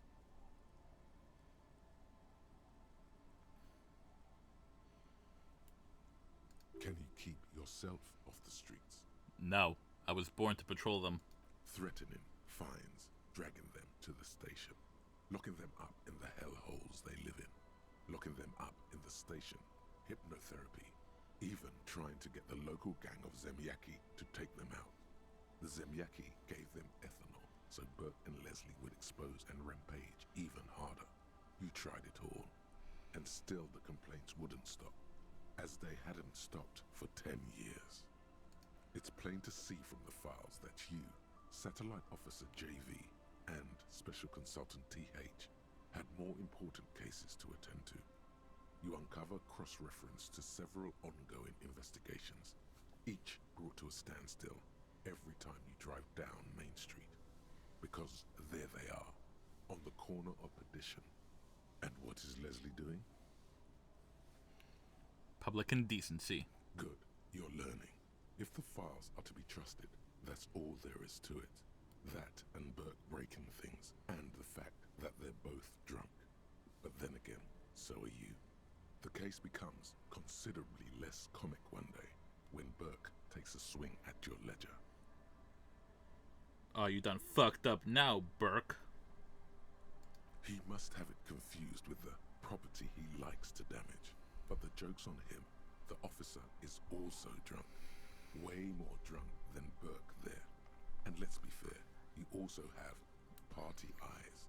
You slam the hardened plastic board in his face, then proceed to beat him unconscious with it. Oh no. Oh no. In the process, the ledger sustains damage. The compartment within, reserved for permeable documents, is jammed shut. You stop your assault on the now unconscious Burke to open it, but are unable to do so. The officer began to cry, reports Leslie, who at this point is tending to Burke. Jeepers. He came at us, and at us. I think he was trying to kill Burko. While trying to kill Burko, you slowly come around. The permeables compartment is open. You've smashed it open on poor Burko's kneecaps. The good news is, Burke can't walk anymore. Oh fuck, this is terrible. Can't get out of his apartment, an invalid. With Burke to tend to, Leslie cuts back on the indecent exposure. Maybe he flashes his genitals to Burke. Who knows? But both drunks are off the street. The complaints stop. The unsolvable case is solved. Which is also why the officer responsible narrowly escapes a disciplinary hearing. The end. Do you want to read another one? The square bullet hole murders. It would be very interesting to read about these, wouldn't it? I mean, there seems to be a square-shaped entry wound in the victim's forehead. She's been sitting there for weeks, on her rocking chair, with a square hole in her skull, staring at the wall, her mouth agape. But that's all you got. From the half hour you spent piecing it together, all you know is the entry wound was square-shaped. You never found the bullet. And then another body showed up, also with a square hole in his forehead. A sequence killer. Who knows? Those pages are missing. What next? Don't worry. One day you may still catch the man with the square gun. The couch in an unexpected location. Some assholes brought their couch outside and hung out on it. In the middle of the street, on the roof, on the hillside by the motorway. You know, at an unexpected location. They were young, and they thought they looked cool on it. They looked really cool, like a rock band. Yes, as you've said here, insufferable rock and roll assholes. Young people are the worst. So anyway, you got a complaint about the damn sofa, or couch, or whatever it was. That's a good point. What the hell is the difference between a couch and a sofa? They were leaving it out in all these unexpected and whimsical locations. They took it to where they also took photos of themselves on it and smoked cigarettes because they felt it's intellectual. Cigarette butts, coffee cups, stupid couch. You had to clean it all up, and you did. So congratulations to you. Case solved. Did I ever catch those guys? No, you didn't have time for that. These notes show that you have what is called a real goddamn job. You don't have time to be chasing down the couch assholes. You have a real job to do. What next? Murder at the hookah parlor. Murder. Tum-tum-tum. At the hookah parlor was a case originally assigned to an officer called Joseph Mills, who is now dead, of circumstances completely unconnected to murder at the hookah parlor.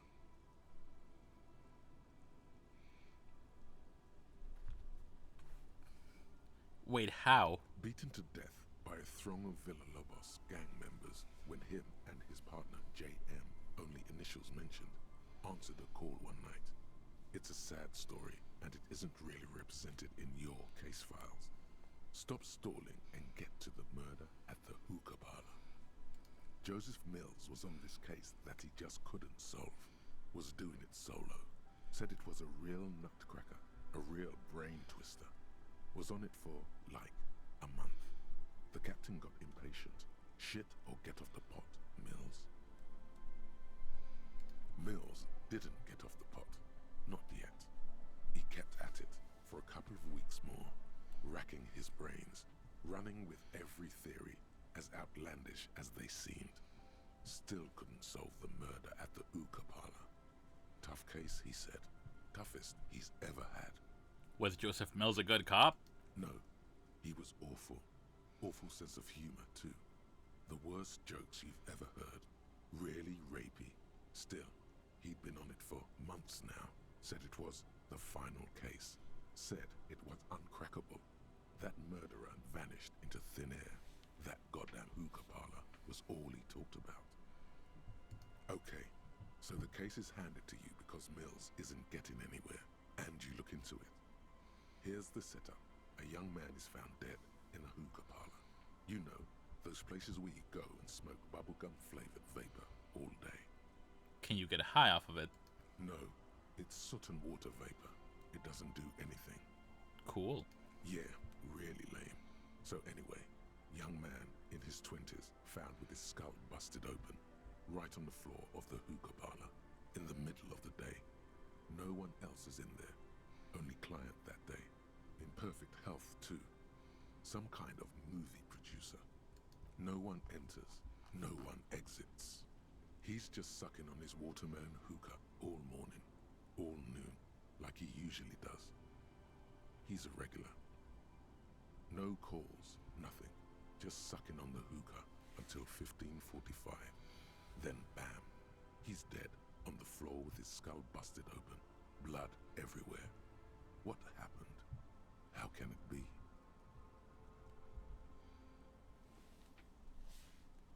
Mills has no idea. Invisible assassin.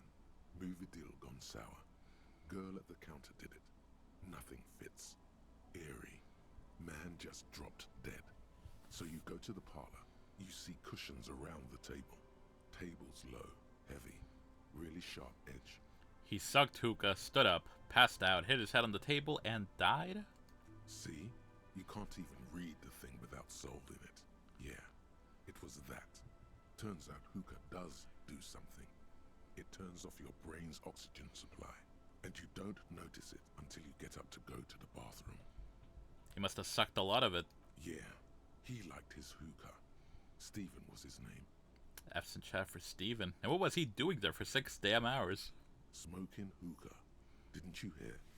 I don't know. Trying to come up with a movie script, maybe. Anyway, that was murder at the hookah parlor. Joseph Mills wasn't a good detective, and about 30 minutes has passed, piecing it together. Next.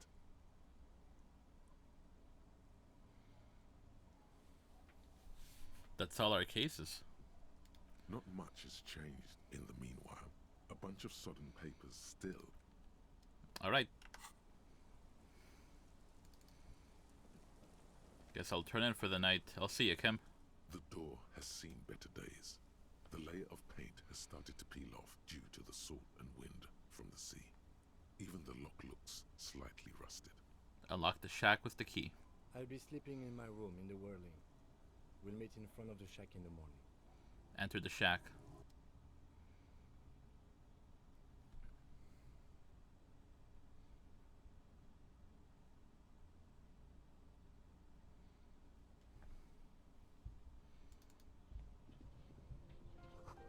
You see the waves, the sea, a church, old science fiction magazines, books about birdwatching, an almanac from 39. This intricate heat engine hums quietly, giving out pleasant warmth. The floorboards creak under your step. A brisk coastal wind still howls against the window of the shack. Occasionally, the waves crawl in under the foundation, producing a low hum. Listen. The room feels muffled, like you pulled your hat over your ears. Outside, it is cold and windy, but you're inside, and it feels safe and warm. What is this place to you? My forward base for the coastal part of the operation. Looks like this is my new home. Wonder where the old one went. My new hangout where I could silently sit, drink, and die while looking at the waves roll in. No, it's the forward base of operations for the forward base for the coastal part of the operation. Overhead, you hear the forlorn shriek of seagulls. Far below the birds, a wooden boardwalk filled with abandoned stands, tables and benches, echoes from a long-lost time. A middle-aged man stands in a rundown shack on the edge of a fishing village, listening to the heater hum on the wall. Thank you, Strange Sensation, for a fair assessment of the current situation. Outside, the howl of the wind has picked up. The waves crash against the stilts again. It's as if you think the thought, but in someone else's voice.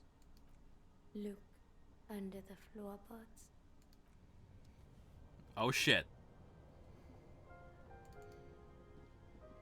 An old mirror hangs on the wall. You see the reflection of your face in it, adorned with the expression. Electrochemistry impossible. Attempt to stop the expression from happening. No, I'm a superstar. This is my expression. I don't want to stop it.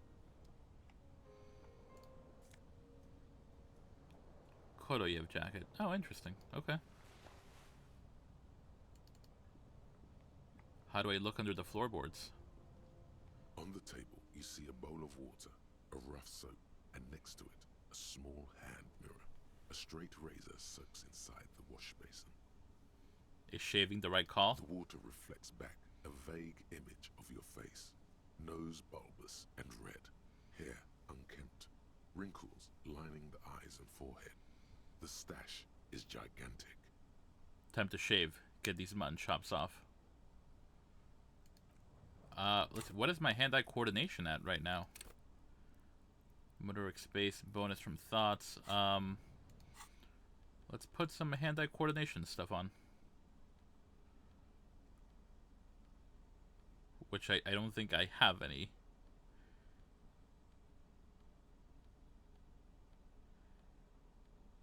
No, yeah, I don't have any hand-eye coordination items. Wow. That's whack. Alright, hello, Chris. Your lurking is always welcome. Thank you for stopping by. How are you holding up? The bed is comforting, if a bit run down. Still, you've earned a rest. Time to turn in. Across the room, the heating system hums its soft lullaby. The mattress feels soft and sheets warm. It only takes you moments for the world to fall away.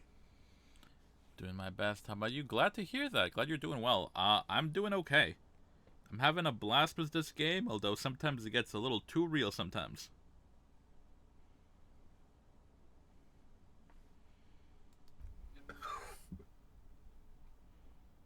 Thoughts, baby. A million little lights in the dark. You're one fine instrument, brother. All those faces and all those names. All that laughter and screaming and scheming around. Every corner and every street. Recorded in you. Forever. On Faraday. Spinning, spinning. Tell me, am I dreaming? Ancient reptilian brain and I are cool, but limbic system is a little bitch. No, you're spinning tapes at the discotheque. The great unceasing disco of the mind. The flash. The bang. The endless learning experience. Spinning in eternity. Right on. On and on it goes.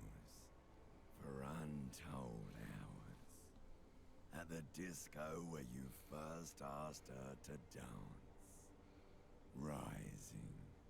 Rising. Above the dark curvature. The great wingspan of sleep. Studded with stars. Behold, There are millions of them down there. The first time. The last time. The smoke in her mouth. The plotted flowers. The faces turning, changing.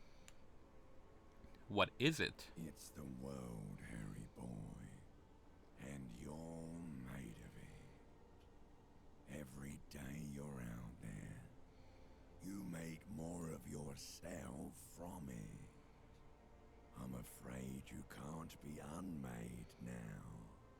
You can never forget this shit. The colors, the voices. All stuck on loop. Whirling, spitting out words and images. You're the son of the world again. Harrister, a ceaseless agent. Picking up litter and old newspapers. Collecting your little bubblegum wrappers and idiotic picture postcards. Meaningless keepsakes.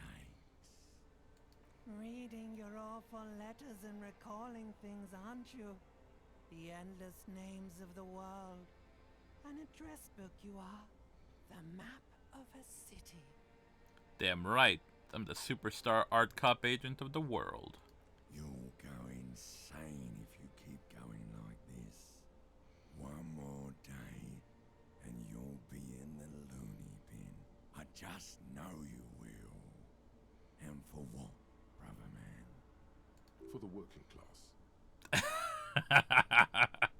Rhetoric knows what's up. Solving your little crossword puzzles. Doing your tasks. Crossing names off lists. Trying to become some sort of world detector. It won't make it okay. It won't put smoke back in her mouth. Building communism for all. This time we won't fail. Because I'm the last communist.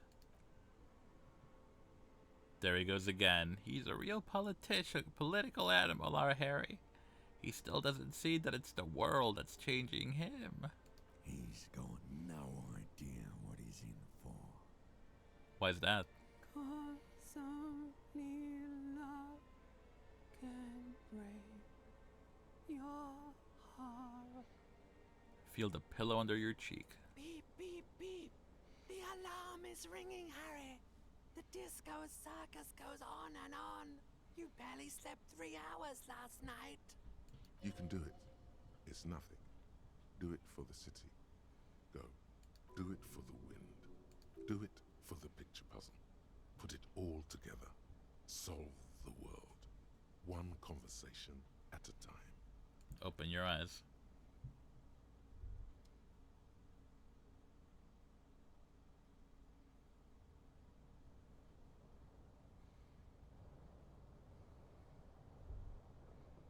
Rise and shine, comrade.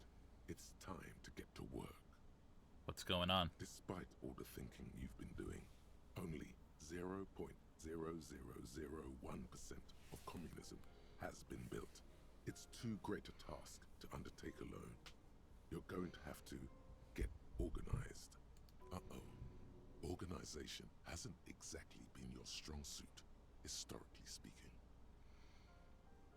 Judging from the state of my ledger, I don't think that's possible. The condition of your paperwork is irrelevant. All that matters is your commitment to building the World Republic. You must seek out your revolutionary brothers and sisters.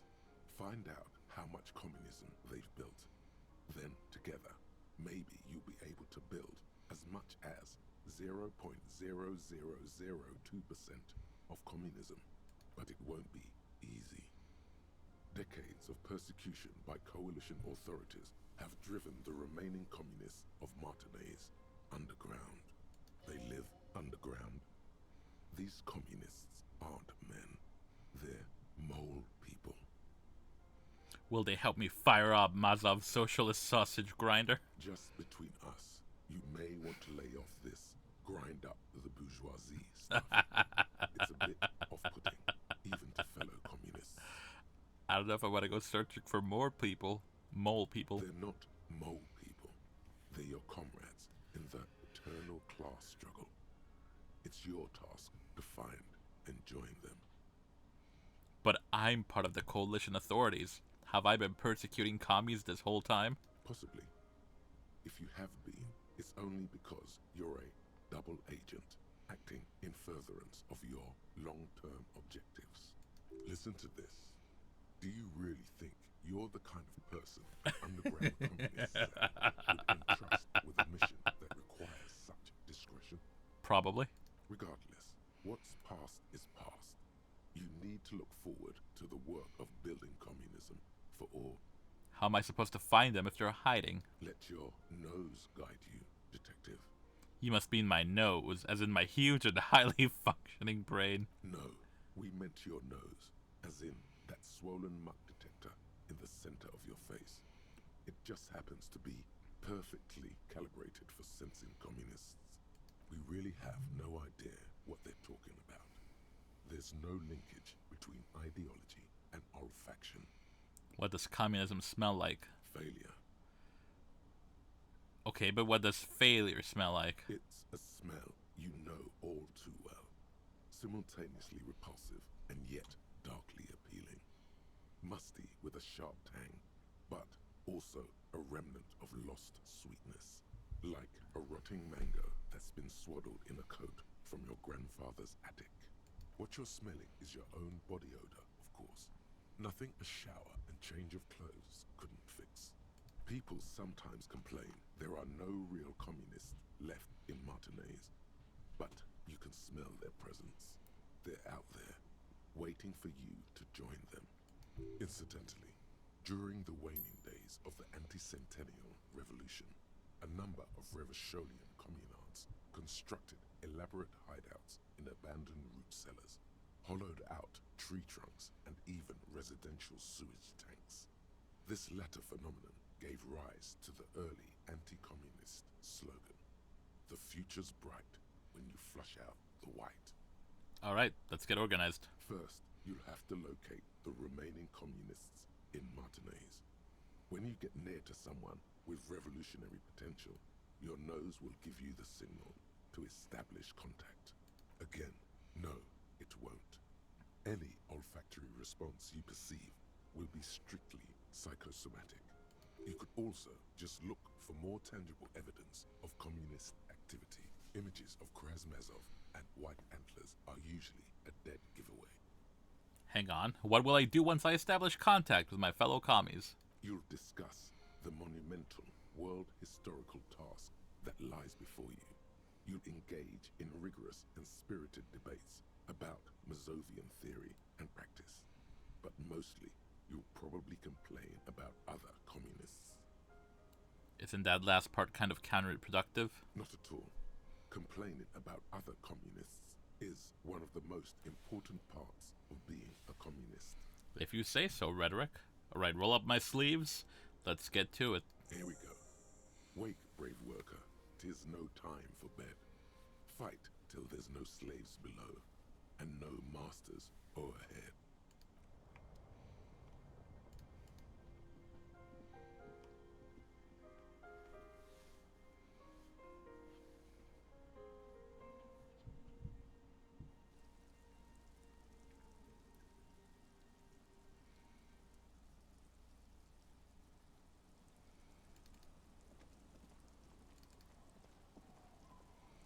Kim, why are you here cramping my style already?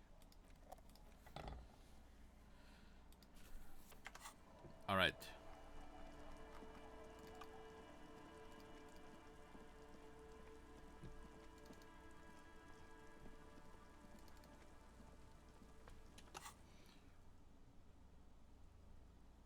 Fisherman shacks.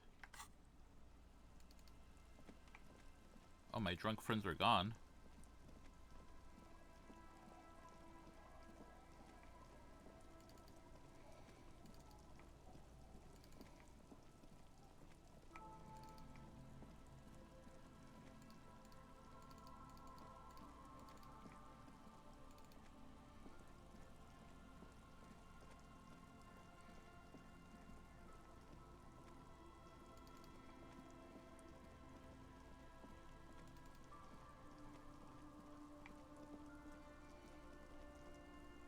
I've checked all.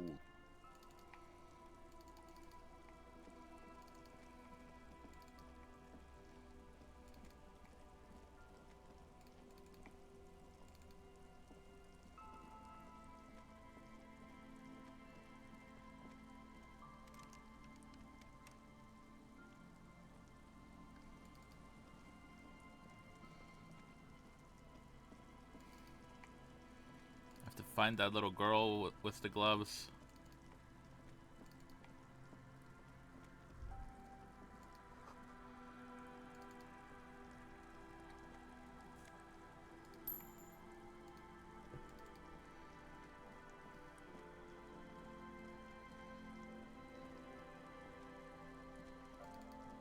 Oh, I should have talked to Joyce last night. At least now that I have my badge officially.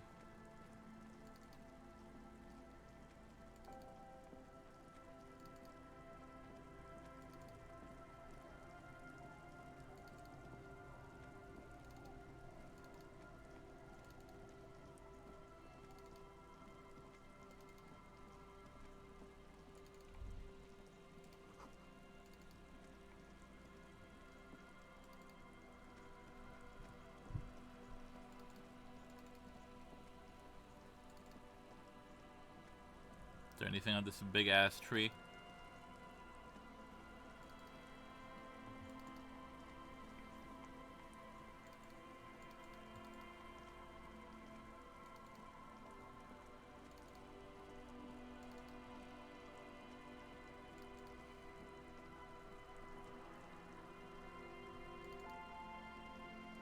Alright, let's go back across the pond and talk to a bunch of other people.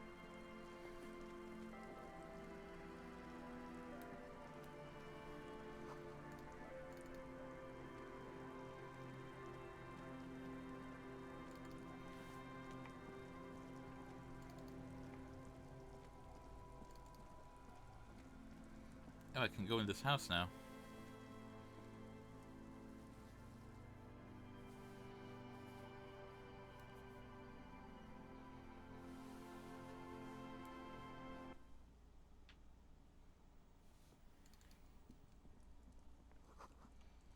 You little girl, you have the gloves. I am the law. Hello, mister. A young girl, barely 4 or 5 years old, sits on the sofa. She's looking at you with frank curiosity. She clutches a small stuffed animal. Occasionally, she twirls it around. What's that thing you're holding? Point at her toy. It's Lammy. He's my friend. Sort of. Like... She holds up the fuzzy beast up to demonstrate. Lambie is a stuffed lamb that, admittedly, has seen better days. One of the eye buttons is missing, and the fur is tattered in several parts. Pleased to meet you, Lammy. Lammy usually doesn't like strangers. But you're also fuzzy, like Lammy. What's this? Show her the stuffed bird you took from the ceiling. It's a grouse. She yelps, smiling broadly. You might be able to get on Gart's good side if you make up for the skewer you broke. Yes, but what's it for? I don't know. Can I have it? I know someone who really likes stuffed birds. Sure. I mean, you already took it. I don't like it anyway. It looks angry. Are the twins outside your brothers? Yes. They don't want to play with me. They're older and play outside. They look the same. Sometimes I can't tell them apart. They look identical, right? I said the same thing. They look identical. She slowly processes the word, then snickers with laughter. Are you Lily Ann's daughter? Yes, I am. Little Lily. You know my mom? Yep, met her earlier. That's nice. My mom is great. She's never angry or anything. I heard there was a girl here who has armored gloves. Might that be you? Oh, I had gloves. Very big ones. Heavy, too. Where did you get these gloves? Found them when Lemmy and I were playing hide and seek. In an empty house. Where no one lives. I think someone hid them there. She doesn't want you to think she stole them. And where are the gloves now? I hid them. The twins were gonna take them. They're stupid. She lifts her she lifts her stuffed toy up and looks into one of its remaining eyes as though searching for confirmation. We are going to need those gloves. It's for important police business. He enunciates the last two words carefully. Oh. She doesn't seem to understand, but the lieutenant's tone has conveyed to her the important part. They're in my sandcastle. Behind our house. Under the sand. You can break the castle. It's not very good. Thank you, Lily. Bye!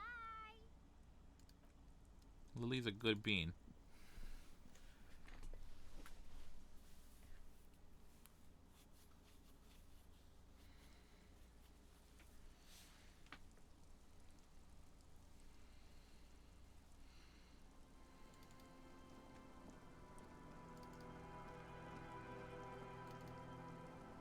Weather has not been kind to Lily's little sandcastle. The once mighty towers are quickly eroding away. You can see something shining back to you from what must have been a vast underground catacomb network. Broken. The little castle? The reigning lord must have come upon some really tough times to let it sleep in such decrepitude. Reach into the catacombs and pull out the shiny object. The walls and floors give way to the giant's greed, collapse and present you with a pair of ceramic gauntlets. Congratulations. That's the gauntlets down then. We're doing good on the armor collection front. I have so much clothes. Ooh, +2 interfacing. Even better than my current gloves. Hell yeah, we're looking good. So, I mean, I'm wearing my +1 empathy shoes.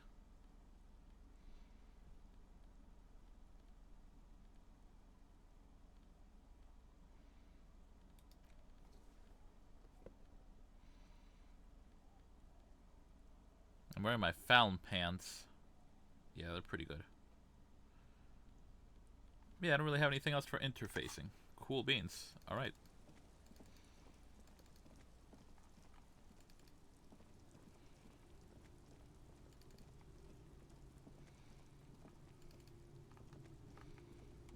Alright, we can turn to the other side of the lake. I keep saying lake, we're just crossing the waterway.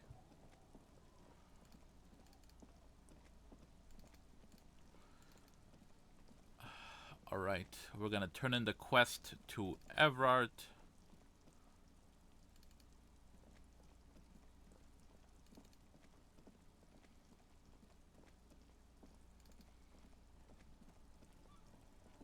Oh, let's buy the sneaker and the speakers now while we're here. Everything's... The speakers, you should go over and... super cool! Now the premium lifestyle is yours, officer. The sneakers seem to vibrate in your hands. The junk is yours, officer. Happy listening. Try not to hurt your ears with that Samaran garbage. I knew I'd need them eventually. Sneakers. Reaction speed, hand-eye coordination, -1 encyclopedia. That's fine. Well, let's keep the empathy ones off. We're gonna talk to Tommy.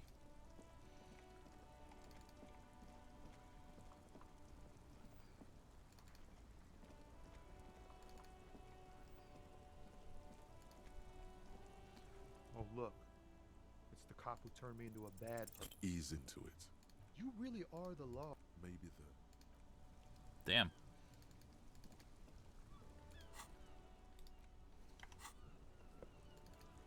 Who are you, and why are you looking at the car? That's one brutal motor carriage. Says the young man with piss written on his back. If I were a real skull now, I'd jack it, paint it in palm tree livery, then bottom light it, neon style. His companion wears a simple yet elegant slogan, "Fuck the world." A snazzy shit-ripped skullmobile like this would make a fine trophy. We could, like, hang fucking shrunken heads from the side mirrors. Cops' heads. Scary tribal shit. Yeah, tribal shit. A cop carriage like this would have proper skull value. While I appreciate the interest you take in my brutal motor carriage, I have to stop you right there. The RCM takes threats directed at its property seriously. It's just theoretical work, Copper. No basis in reality. Man, if we were certified skulls right now... Skulls. Now there's a strong organizational title. Who are you? Yeah, let's unlock this last thought post. White morning. You see yourself from above. You're passed out on the blue tiles of the hostel room floor. Even from this distance, you can see your eyelids flutter. At the mention of what? A great white object, letting out its sweet smell, like a lily of the valley. The little man's forgotten its name, but he still remembers the feeling, and look! He moves. The feeling animates him.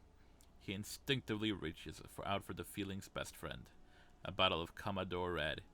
He puts on his disco clothes and gets smaller and smaller. That's like the opposite of the Bow Collector, I think? I finished Bow Collector. Okay, I get +3 shivers. Remote viewers, I don't want to do remote viewers. The litany of contact mic. Nah. We still have a lot to go for Wasteland of Reality. Who are you? I can tell you who we're not. Cop. We're not snitches, flow bears, or skulls. Which is not to say that the skulls are bitches and... On the contrary.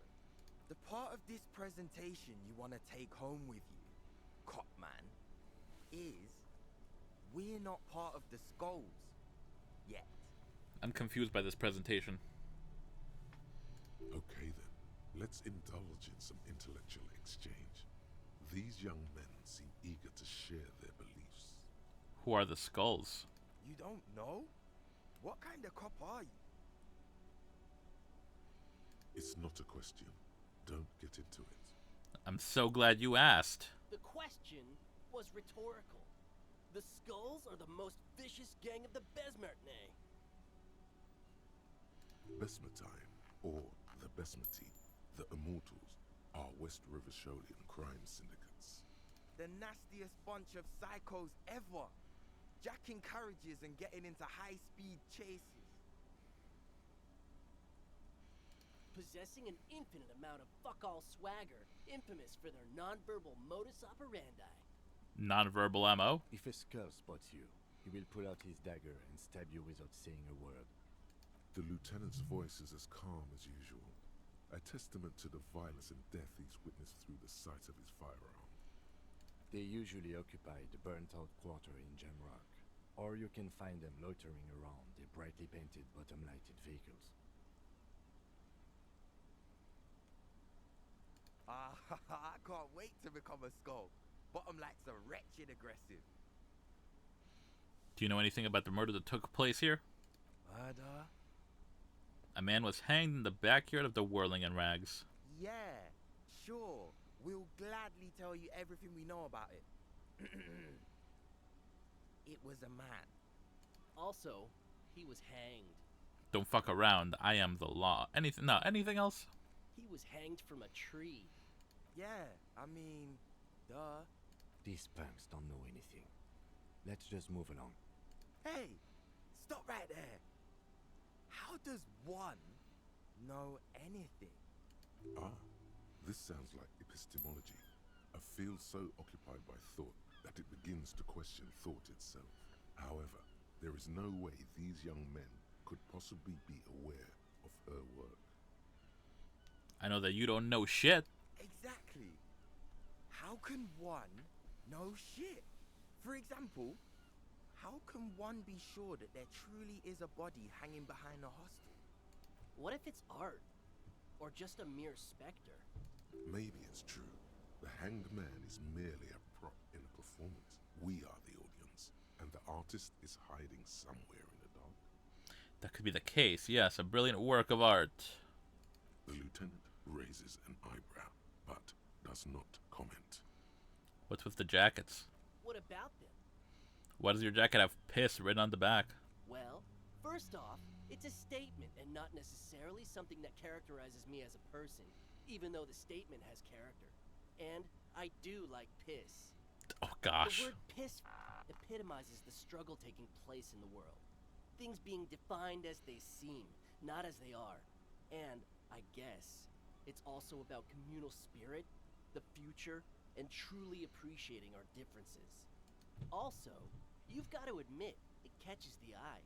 And since the Grand Piper is slowly but steadily moving towards basing the economy on it, attention, it is imperative that the medium itself convey the message. Makes sense to me. What I mean by this is, we are all pissed, and that the world is inherently meaningless. It seems that the young man has a certain expertise in at least one field, even if it's rather narrow. Turn to the dark-haired youth. Why do you have "fuck the world" written on your jacket? Like I said before, many men keep searching for the one, for so-called true love, which is actually just obsession masquerading as kinship. The thrill of the chase, the hollowness that fills your chest cavity after catching. I'm wondering if the poetics come with the jacket, or are they derived from something else entirely? To catch a fish, you'll need to hurl the lure many times, and even then it isn't certain that you'll get anything. If you blow up the lake, though, Blow it up. you get more fish in a shorter time. And, for time is of the essence and fleeting ever so quickly, one must think of a way to fuck the whole world and not get caught up in fucking someone. Because when one fucks everything, he fucks nothing. And that, to me, feels glorious. Sticking your dick into the void.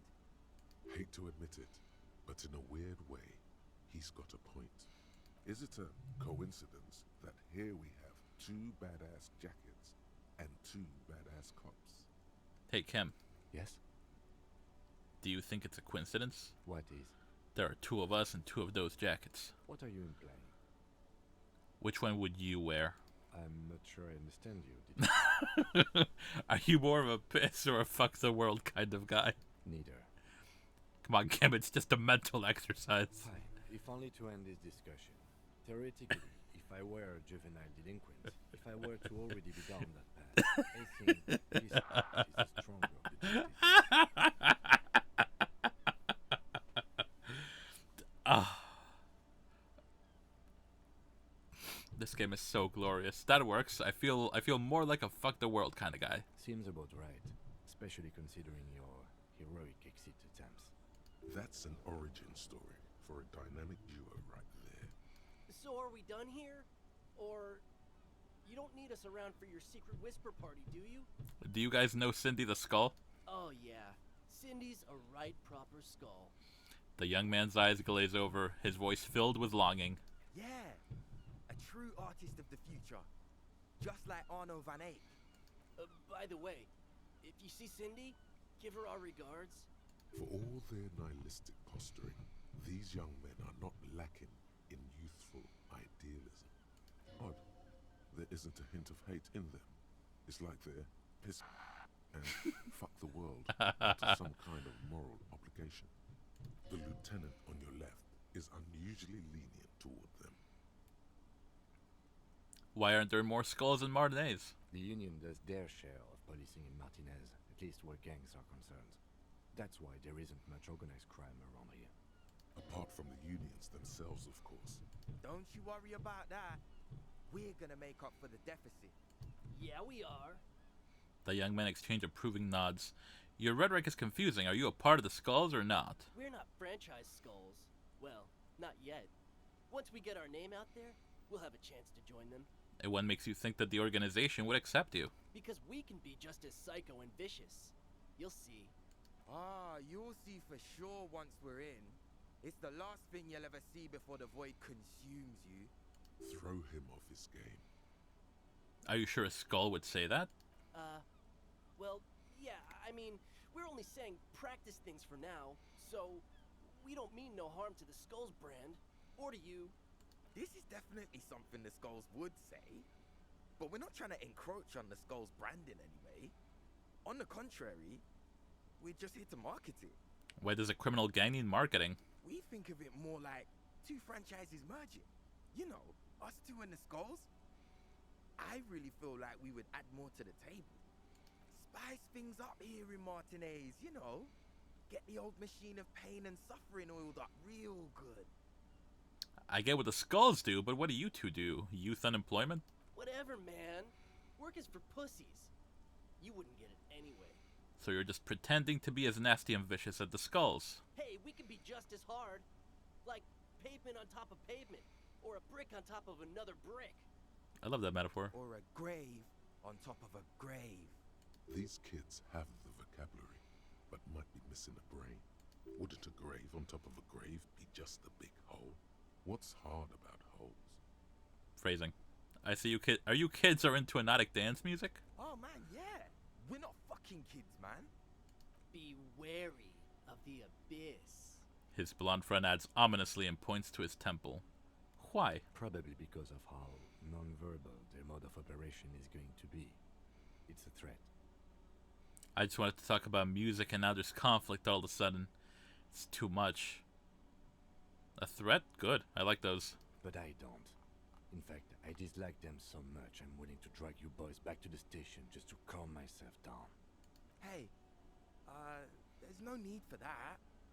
We're just talking here. Joking too. Stay light, man. Yeah. Didn't you cops, like, have some questions about skulls or some shit?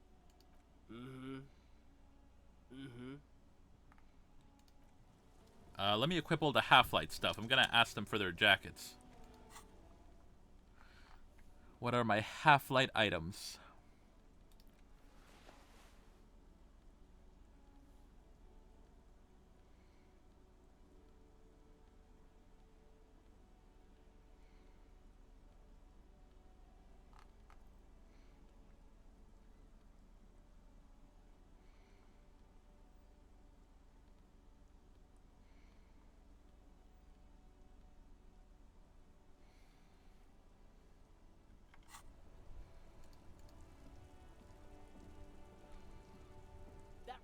Hey, piss. Look who it is. Shrunken cophead material. I really want those fucking jackets. And I think I've maxed out my Half-Light. Alright, let me see if this homie has any more clothes that might help my Half-Light. Because I really want those jackets now. Now I'm tempted. If he really wants to save the economy. Gotta prepare for Fuck it.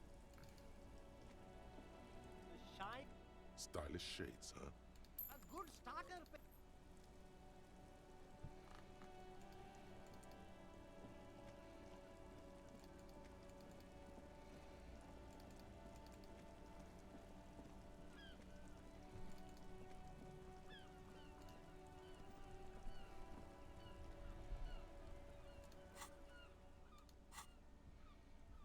I can't really think of anything that would help my Half-Light. I might have to save scum it. I know I was trying not to, but...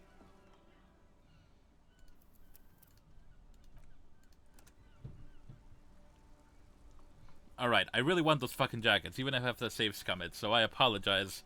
I just don't have any other... any Half-Light stuff.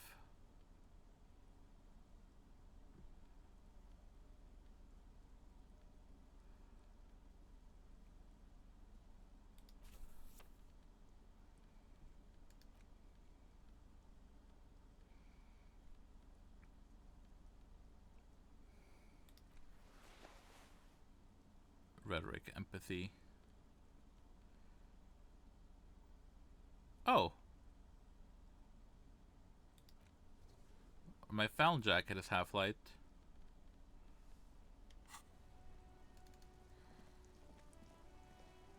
That ride is fuck. Hey, piss. Look who it is. Shrunken cophead material. Ask the jackets for yourself and the lieutenant. Demonstrate authority. They're just off-brand skulls. It's even. It's not bad. I'm... okay. It's shitty, but I'm willing to save scum it. That ride is... Hey, piss.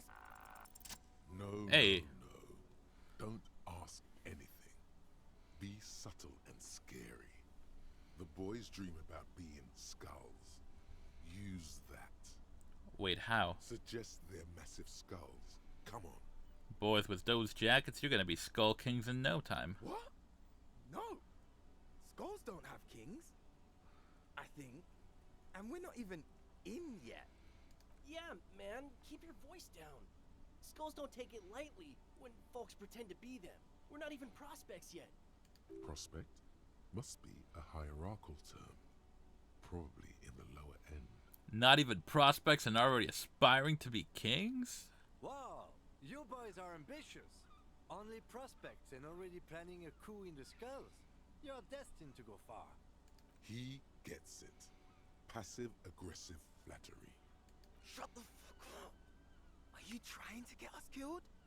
Now bring it to the jackets and, yes, start shouting. Yes, we want to be a cool killer skulls too, like you guys, but we don't have skull jackets. Please be quiet. What? What do you want? The jackets? You got it. No need for cruelty. You offer us your jackets like that, it'd be impolite to refuse. Skull King, make shrunken heads out of us. Yes, the jackets. Lower your voice. Yes, the jackets. Oh, man. Okay. I get it. Skulls don't really wear slogans anyway. This was stupid. Fuck.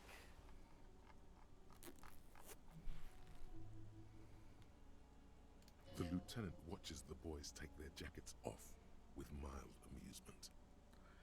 Turn to Kim. Since you said you're more of a piss kind of guy, I'll take the other one. I'm absolutely okay with not having either one, thank you. Why not? They're a pair. We could really raise hell. Go undercover. Hard. This case doesn't require us to go undercover or raise hell. In fact, I don't think the jackets will be useful at all. I just wanted them to not have them anymore. Cold-hearted cop. Still, it's good to know we have a pair in case the need arises. The need will not arise. The jackets are meant to complete each other.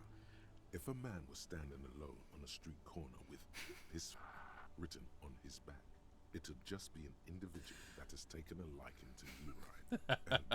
And the world, all on its own, is, frankly, generic. I don't know, Eric. It's cold out. The dark-haired young man just stands there defeated. The wind blows. Yeah, let's get out of here. The cops fucked us.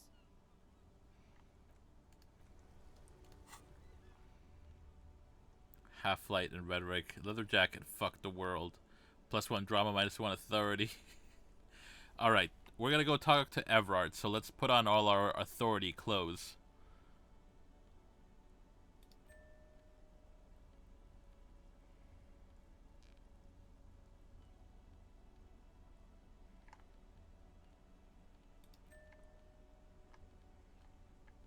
Yeah, I mean, fuck it, let's go full armor. Full armor and capo jacket. What pants are we packing? Alright, we don't really have any cool pants, but that's okay.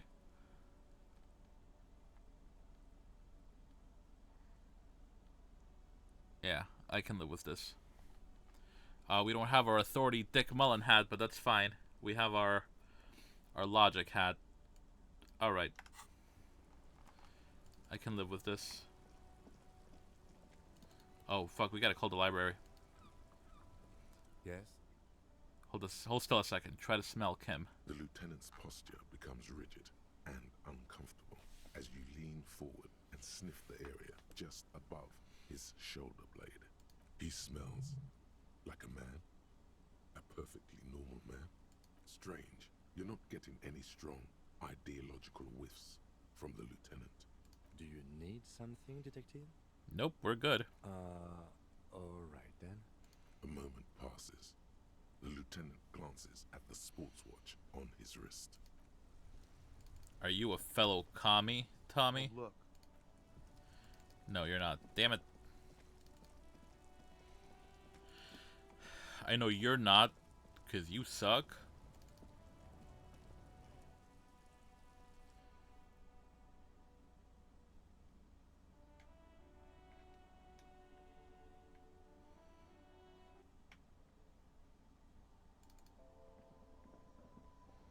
tear machine. Your bottles clunk.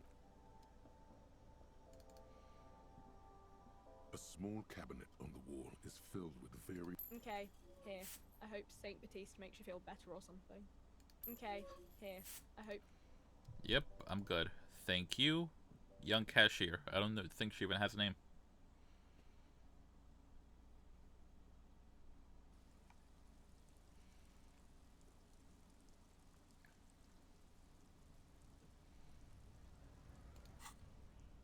Let me put on all my empathy clothes.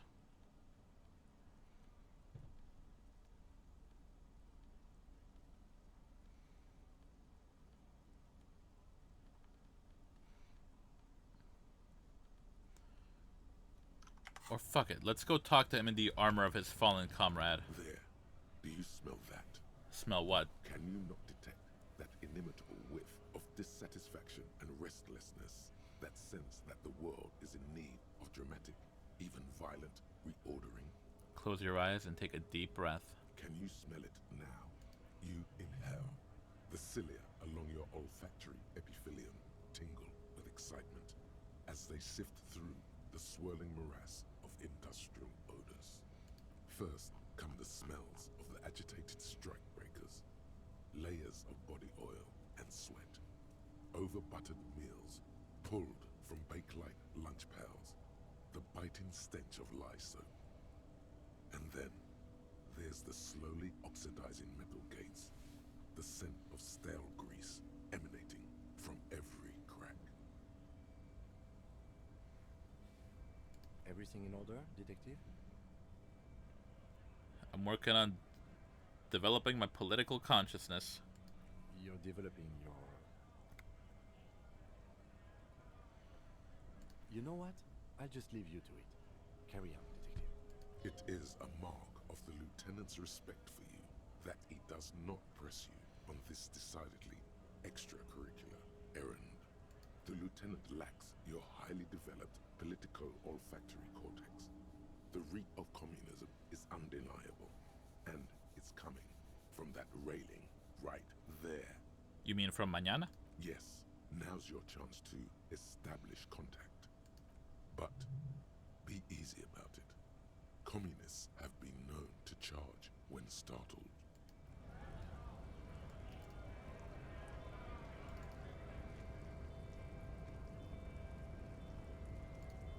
Hola, Wandering Man. How can I help you? Do you know anything about the Hardy Boys? Los Ardis? They're an independent militant group. A bit too high-strung, but it comes with the responsibility.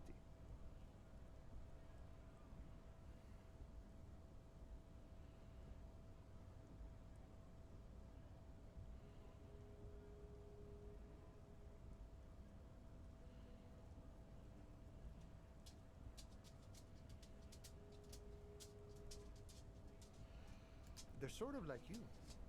Preserve the rule of law and all that. Except it's Evrard's law.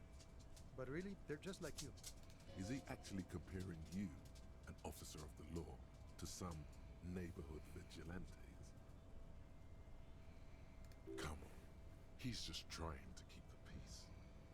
There's only one law, friend, and that's me. Why not? Must be nice being something else for a change. The rest of us are just folks. That weasel I visited? Turns out he has one hell of a colonial mug connection. Yeah, the janitor who gave me the key to his apartment said the guy's a bit of an asshole. Yeah, his mug collection certainly represented antiquated social values. Like I said before, I don't know much about this weasel, but the bossman said he's a real piece of work. Thanks for helping out, friend. Attempt to establish contact. Listen, brother, there's something important I need to talk to you about. What's that, boy? Yeah? Now's your chance. Remember, communists are notoriously skittish, so it's best to insinuate your way in. I'm investigating a peculiar smell, one with revolutionary implications. Could be coming from one of the jam lorries. Cargo's been sitting out for a while. I'm looking for people who know how to really grind the sausage, if you know what I mean. Have you tried a butcher shop? He looks at you with perfect equanimity. Okay, maybe it's time to abandon the subtle approach. What I'm trying to say is I'm looking for communists. You know any? Ah, now I see. Can't say I'm surprised. You seem to take your communism seriously. Not a bad thing, mind you. It's good for a man to take time to think about the whole socio-political world picture. Oh, he certainly likes to take his time with things, especially when politics are at issue. So you've given up copying and now you're hunting comunistas. Care to say why? I'm not hunting communists. I'm trying to get organized by them. I'm on sort of a quest to develop my political potential, and I need their help. No, I'm trying to organize them. Oh, I see. He gives you an exaggerated wink. I wish I could help. Unfortunately, I don't know many comunistas. I know you say you're not really a communist, but aren't you actually a communist? Maybe, maybe not. Either way, I'm not institutional. A man's got to blaze his own trail, in my book. Blazing his own trail. Being his own man. Not exactly your typical communist spiel. Okay, so maybe he's not exactly a communist, but there's definitely some communistic residue about him. Ah, but you know, I did meet a genuine ideologo a few months ago. Perhaps he is your guy. What's an ideologo? You know, a guy with a theory. Someone who likes to pit his theory against other theories in deadly theory combat. How did you meet this ideologo? It was late one night as I was leaving the arbor. He was waiting on the corner in a bright white jacket. Classic Saramiritian style. He asked me for a light. We shared cigarettes. Then he asked me if I ever thought about getting into some of the extra physical branches of communism. An extremely cool way to establish contact. Wish I'd thought of that. Hang on, what does that mean, the extra physical branches of communism? No idea. I took it to mean he was asking me to join some sort of underground cell. A very old school organizing technique. The sort of thing comunistas used to do before the revolution. What did you tell him? The same thing I always tell people who try to press some claim on me. I said, every boyadero rides alone. How do I find this guy? I couldn't tell you. Once I declined his offer, we finished our cigarettes and he disappeared back into the night. Just before he melted into the shadows, he turned to me and said, "Remember Dobrava and Abadanais." And then he was gone. Who are Dobrava and Abadanais? I don't know. Guess not everyone remembers. A tight half smile crosses his face. What do you think it means? Been wondering about that myself. Some comunista inside talk of me. Not meant for the wider public. They love that kind of thing. You'd have to ask someone who knows this ideologo personally. I have to say though, it sounds like you found yourselves a proper hunt. The man whispers a jaunty tune. A coastal breeze ruffles his hair. Why are you striking? This stuff, they already covered. It's not enough. All of it. This seditious talk sounds... Are you a communist? Even a weak child can think it. The only things holding someone back are I can't and I shouldn't. But the stuff you do aligns admirably well with the World Republic. Why not call yourself a communist? I have nothing against communists. They are honorable boyaderos. And they have good analysis. But my own code serves me well. If my code starts failing, a code can fail a man as well as a man can fail a code, then I will have to submit to a new one, which may well be communism. I guess I understand. See, I am primarily a lazy person. Boss man Everard, what can you tell me about him? I think it's best you make up your own mind. I guess you kind of get to... By that, you... By heavens, what? The old man is corrupt for our benefit. He is risk besides that. Not you. This man has political theory, and it has not failed him today. Sure. I'm trying to get the Voyadero thought. That of a noble peasant, or a traveling herdsman. Maybe I am a Boyadero. Maybe. No, the man sits on the railing. Good talking to you. Alright, for whatever reason, it's not letting me trigger the Boyadero conversation.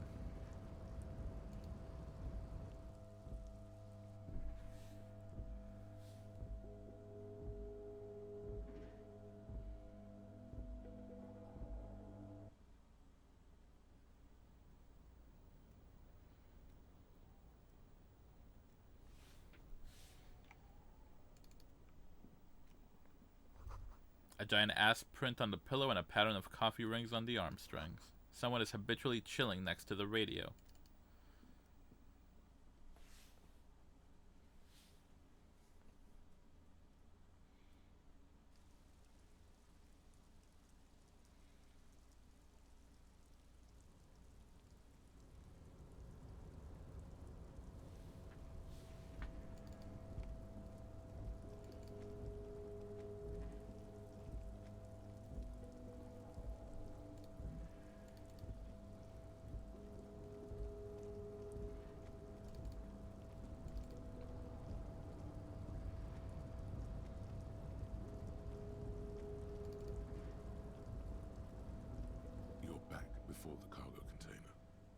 draw has not lessened since you were last here. If anything, it seems to have grown slightly. Let's put on my rhetoric clothes.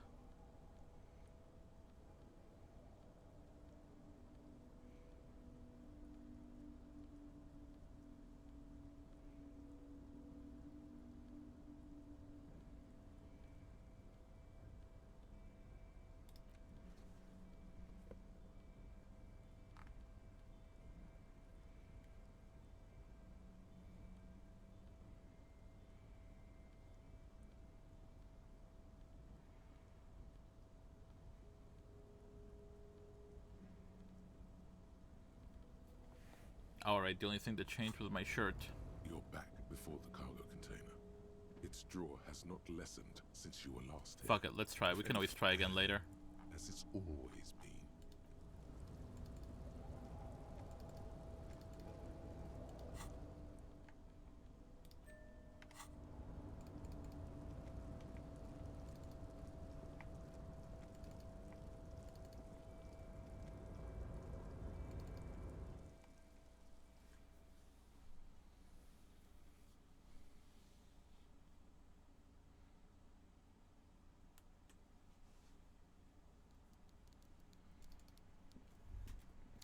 Yes, of course.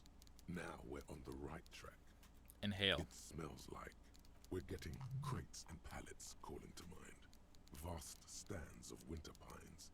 A swirl of ancient odors absorbed by heavy carpet fibers. But also a pervasive, treacly sweetness that somehow reminds you of cola nuts. The whole place could probably use a good deep cleaning, you think? Well, smelling much communism around the Union boss's office? Meanwhile, Everard Clare clatters away on his typewriter, willfully indifferent to your presence. This is not a fishing rod, is it?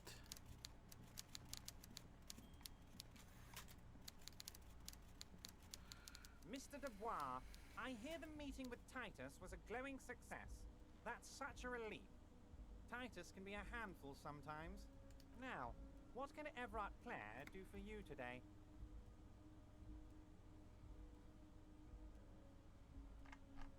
I'm looking for an underground cell of communists. Can you help me? Mr. Dubois, really? Do I look like a man who has time for underground communists? I'm as above ground as it gets. That's a non sequitur if you ever heard one. Let's drop this funny stuff. I'm trying to make contact with my revolutionary brethren. Sure thing, Harry. We're all business now. The answer is still no. I'm a busy man, as you can see. I don't block off time on my schedule for underground types. That note of contempt in his voice is sincere, sire. You've already spoken with Manana, as I understand. I'm afraid I don't have anything else for you on this subject. That's all you're going to get out of him, it appears. Now, was there anything else you wish to discuss today? I'm told the Union is involved in the local drug trade. What? Harry, how could you say that to me? You know I appreciate a joke as much as any Johnny Fat guy, but I can't take slander. Are you actually investigating this?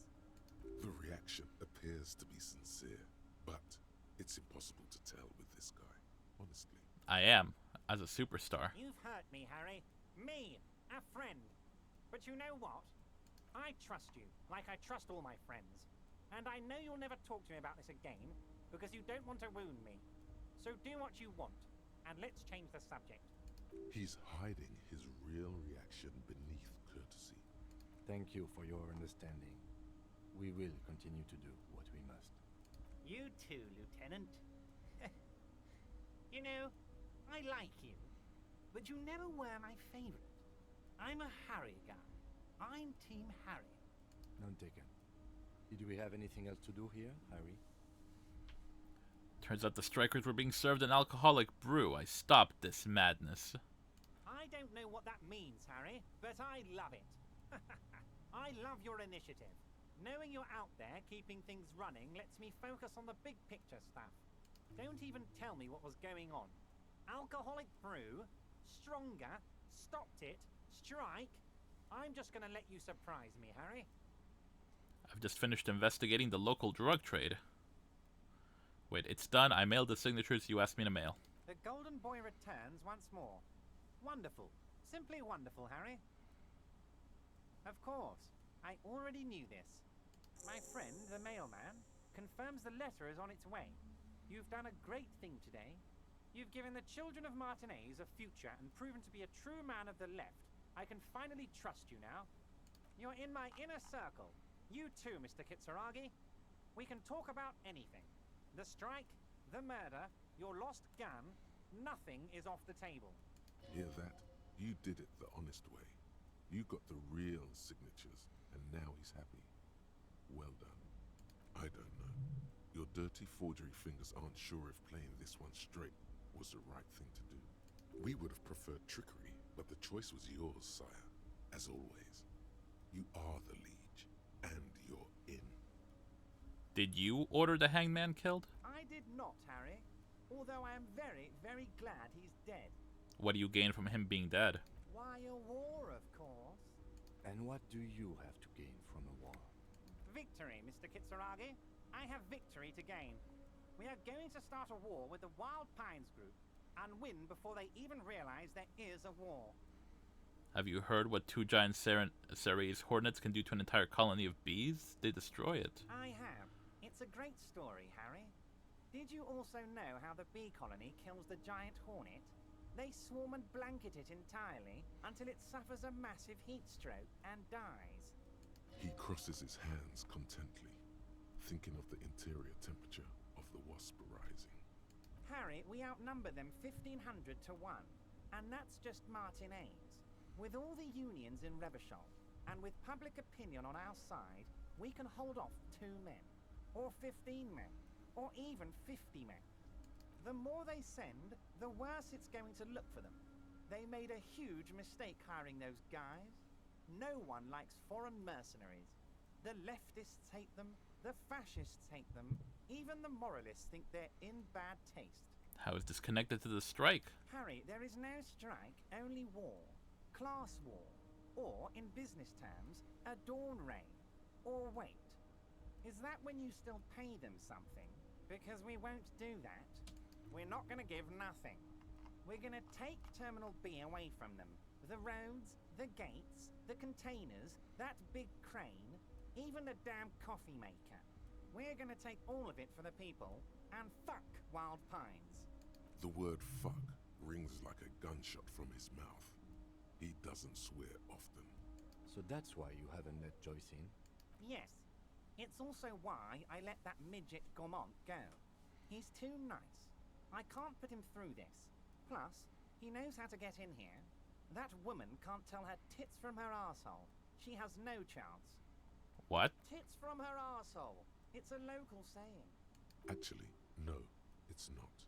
Why are you telling me your plans? Because we're friends, Harry. Besides, it doesn't matter now. You can go tell her if you want. It won't change the course of events. We have a significant head start. It's already happening. How many of you guys are there in the Union?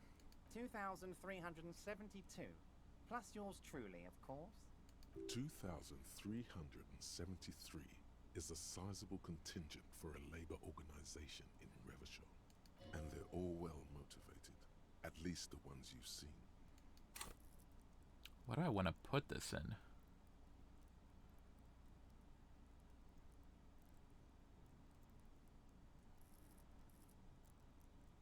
Reaction speed, hand-eye coordination. Let's put some stuff in hand-eye.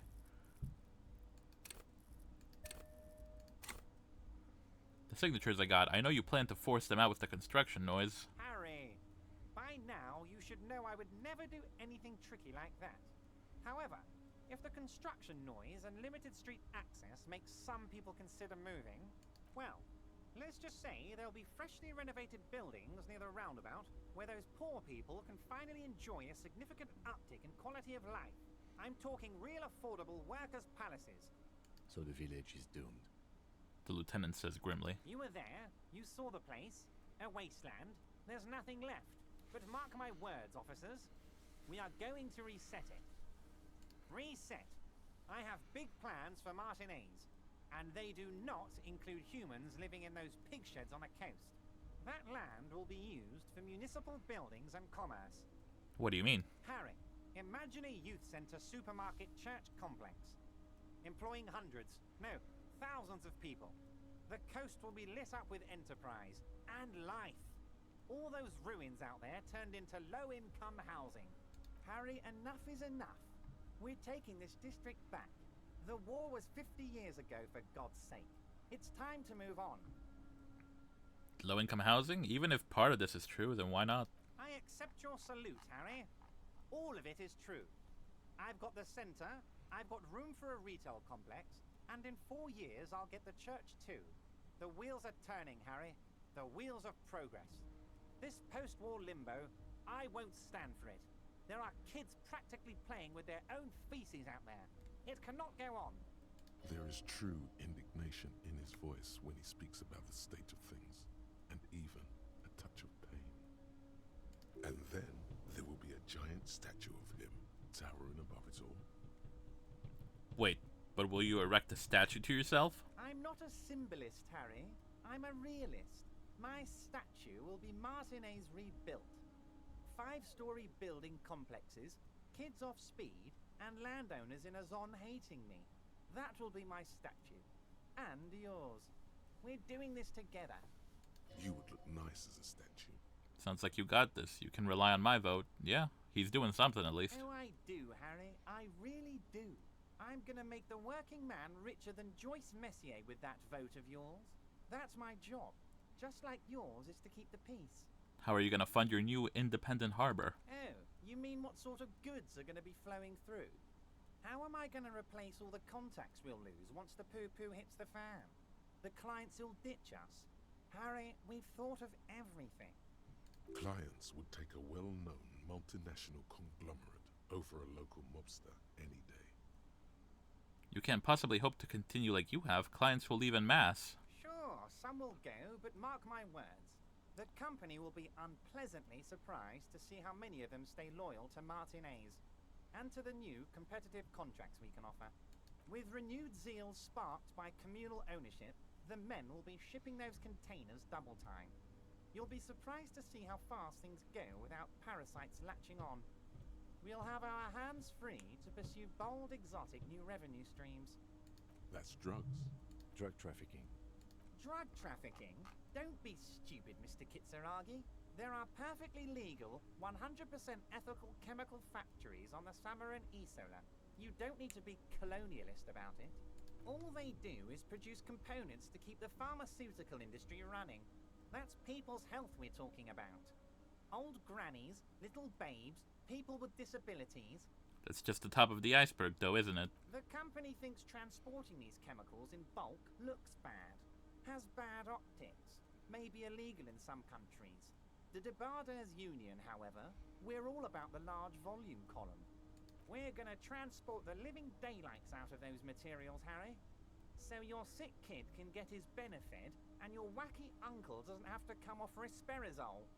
Benefed is a children's cold medicine, usually apricot flavored, and risperidone is used to treat severe psychosis. And the kids on the street can get speed and pyrrolidone. I'm an old-fashioned guy, Mr. Kitsuragi. I sometimes grab a beer with the boys, but I have no idea about the things you just mentioned. He smiles. But if I were to supply ingredients for some sort of rainbow party, I would make sure the Union took a fantastic share. And I'd keep that stuff far away from Martinez. He's basically admitting to it.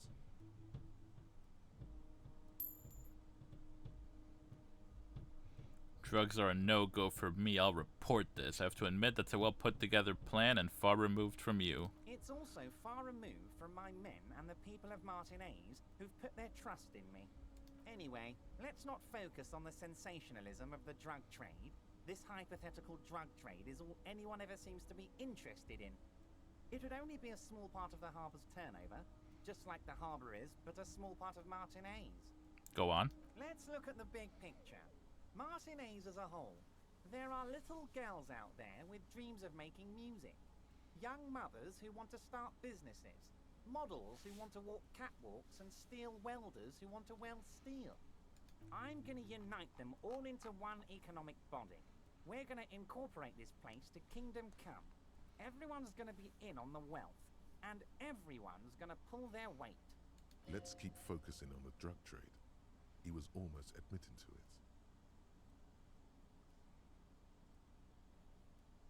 Hold on, I don't want to look at the big picture. I want to look at the drug trade you almost admitted to. No, Harry. That's boring. All right, it's gone. The hypothetical raw materials trade is off the table. It's such a small and insignificant slice of revenue, I'm cutting it. Boys, Harry felt queasy about it. We're not doing it. Can we talk about my beautiful incorporated Martinez and its many-sided business ventures now? This bold new vision of incorporated socialism I'm offering? That's very ambitious. I love what you're doing for the working man. Thank you, Harry. Thank you. You have no idea how much it means to me, because in many ways, you are that working man. You have already done so much work. Can I ask about specific union members? We're way past specific union members now. This is the big time. We're talking about the future of Revachol here, Harry. You can bother Leonard with that. He loves to run his mouth on such matters. But I'm in big-time mode, Harry. Can I get my gun now? Harry, I've got to be honest with you. Your gun was found 2 days ago. Withholding this information weighed heavily on me. But it had to be done. Alright, where is it? An old woman has it, and let me tell you, Harry, word on the street is she's a character. So watch out. How did this woman come to be in possession of the firearm? Turns out she bought the gun from Roy, the local pawnbroker. And honestly, Harry, I have no idea how your gun ended up in Roy's hands. Because you pawned off your gun, you pawned it, so you wouldn't shoot yourself in the head. Stay silent. It's good I sold it. I would have shot myself with it. Wild stuff, Harry. Absolutely wild. I'm not judging you. We all have our dark days. What matters is union men are gonna help you fix this. Anyway, the neighbors of this old woman contacted my men because they trust me and the Debarders Union. Apparently, she was waving it around at the entrance to her building. Who is this old woman? Unfortunately, I don't know anymore. You're gonna have to go in blind, Harry. But she's an old lady. How dangerous can she possibly be? Oh, and she calls herself the Pigs. Calls herself the Pigs? That sounds bad. I, for one, find it refreshing. Finally, someone calls themselves a pig. A small smile flickers in the corner of his mouth. It actually sounds extremely bad, but let's not give him the satisfaction. She was waving it around at people? As I said, she's a character. I didn't have time for details. It sounds like she's unstable, but don't worry. No one got hurt. It sounds like a very disturbed and desperate individual. Can you set up a meeting? I already have. Tonight, starting 10 o'clock, near the old fish market on the coast. The one on the boardwalk, a little past the fishing village. Be careful, Harry. I would never set you up for anything dangerous, but you did ask for this. Now, back to the fun stuff. She will be there from 2200 hours till 0200 hours. More fun stuff. Seems like... Great, Harry, great. I think we have truly built a bridge between Martinez and Jamrock today. We have united the RCM and the Debarders Union. Suddenly there's sadness in his tone. This has been so great. I'm sorry we don't have more fun things to do together, but if you ever feel like bouncing something off me, my door is always open. A few more questions about the I'm harbor. happy to educate and entertain you. Very nice, Harry. Is there anything else? I met Joyce, the company rep. Oh, that's very nice. I haven't gotten around to her yet. I'm very, very busy, you see. I hope you're getting along.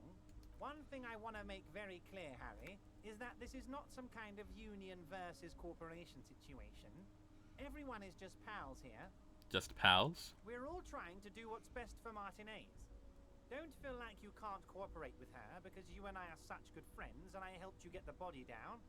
And I'm helping you find your gun. I'm not a jealous guy. Whoa, that's so nice of him. Suspiciously nice. What happened to the previous negotiator, Mr. Gaumont? What do you mean, Harry? Nothing. I let him go. He made concessions for the company in previous negotiations. Why would you let an ally like that go? He's an old man, Harry. I wanted him to spend more time with his family. God knows how long he's got left. You called him a pejorative. Harry, I have little people in my organization. I would never call someone a midget. What is this? Honestly, I'm beginning to think you're a midget, Harry. I'm only kidding, Harry. You're not a midget. No one is. We're pals. Why haven't you let her in to see you? If she actually wants to see me, she will find a way. Any good negotiator would.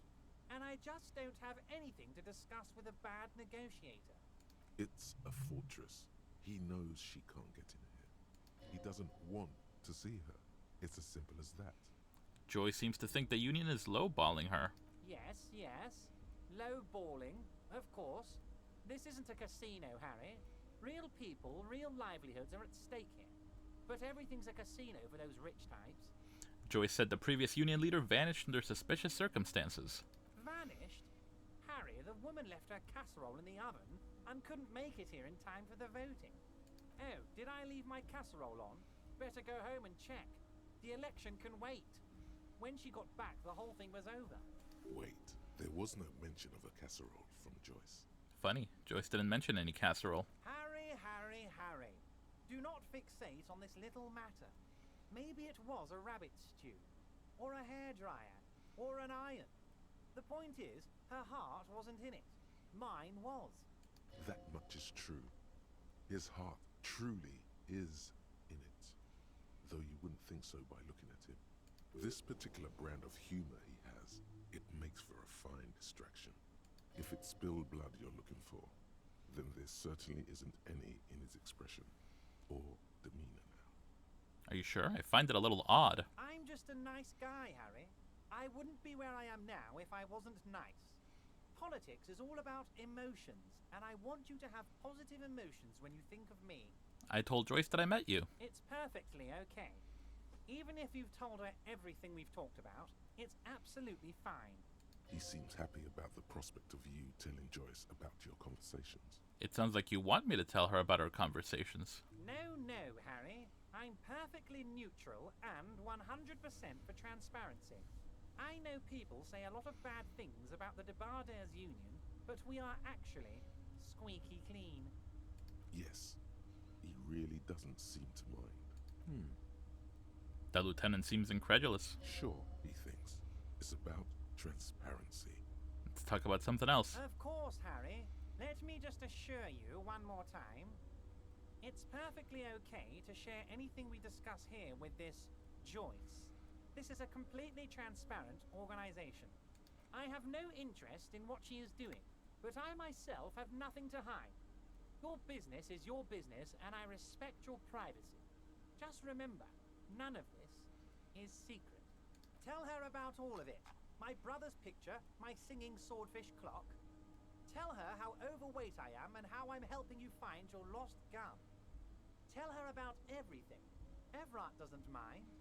It is rather interesting to tell people things about each other, isn't it? It was nice telling him about her right now. I finished investigating the local drug trade. Ah, yes. Your side investigation. Thank you. You've got some spirit clearing up phony drug accusations alongside this murder. I'll talk to the mayor and see if I can get you the key to the city, Harry. Now let's talk real business. Actually, Revachol doesn't have a mayor. He refuses to discuss it further. It's probably just a small nuisance to him. Not even a speck of anger in his voice. That's that then.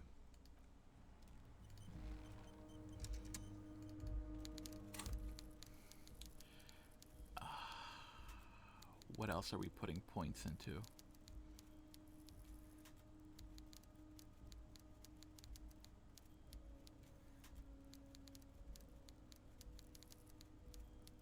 Let's do more... Oh shit, I don't know. Interfacing composure. Drama's pretty solid. And we have a lot of drama items. Let's do savoir-faire. We don't have too many savoir-faire items.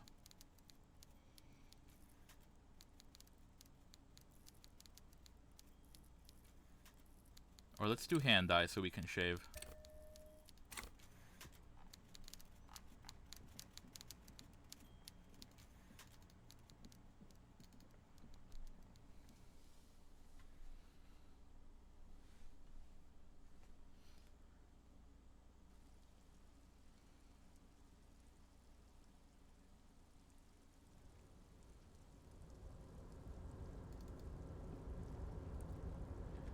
Alright, so I'm gonna save and call it here. I have to go get ready for a thing. But thank you all so much for joining me for another episode of Disco Elysium. As always, we're gonna go ahead and rate someone on our way out.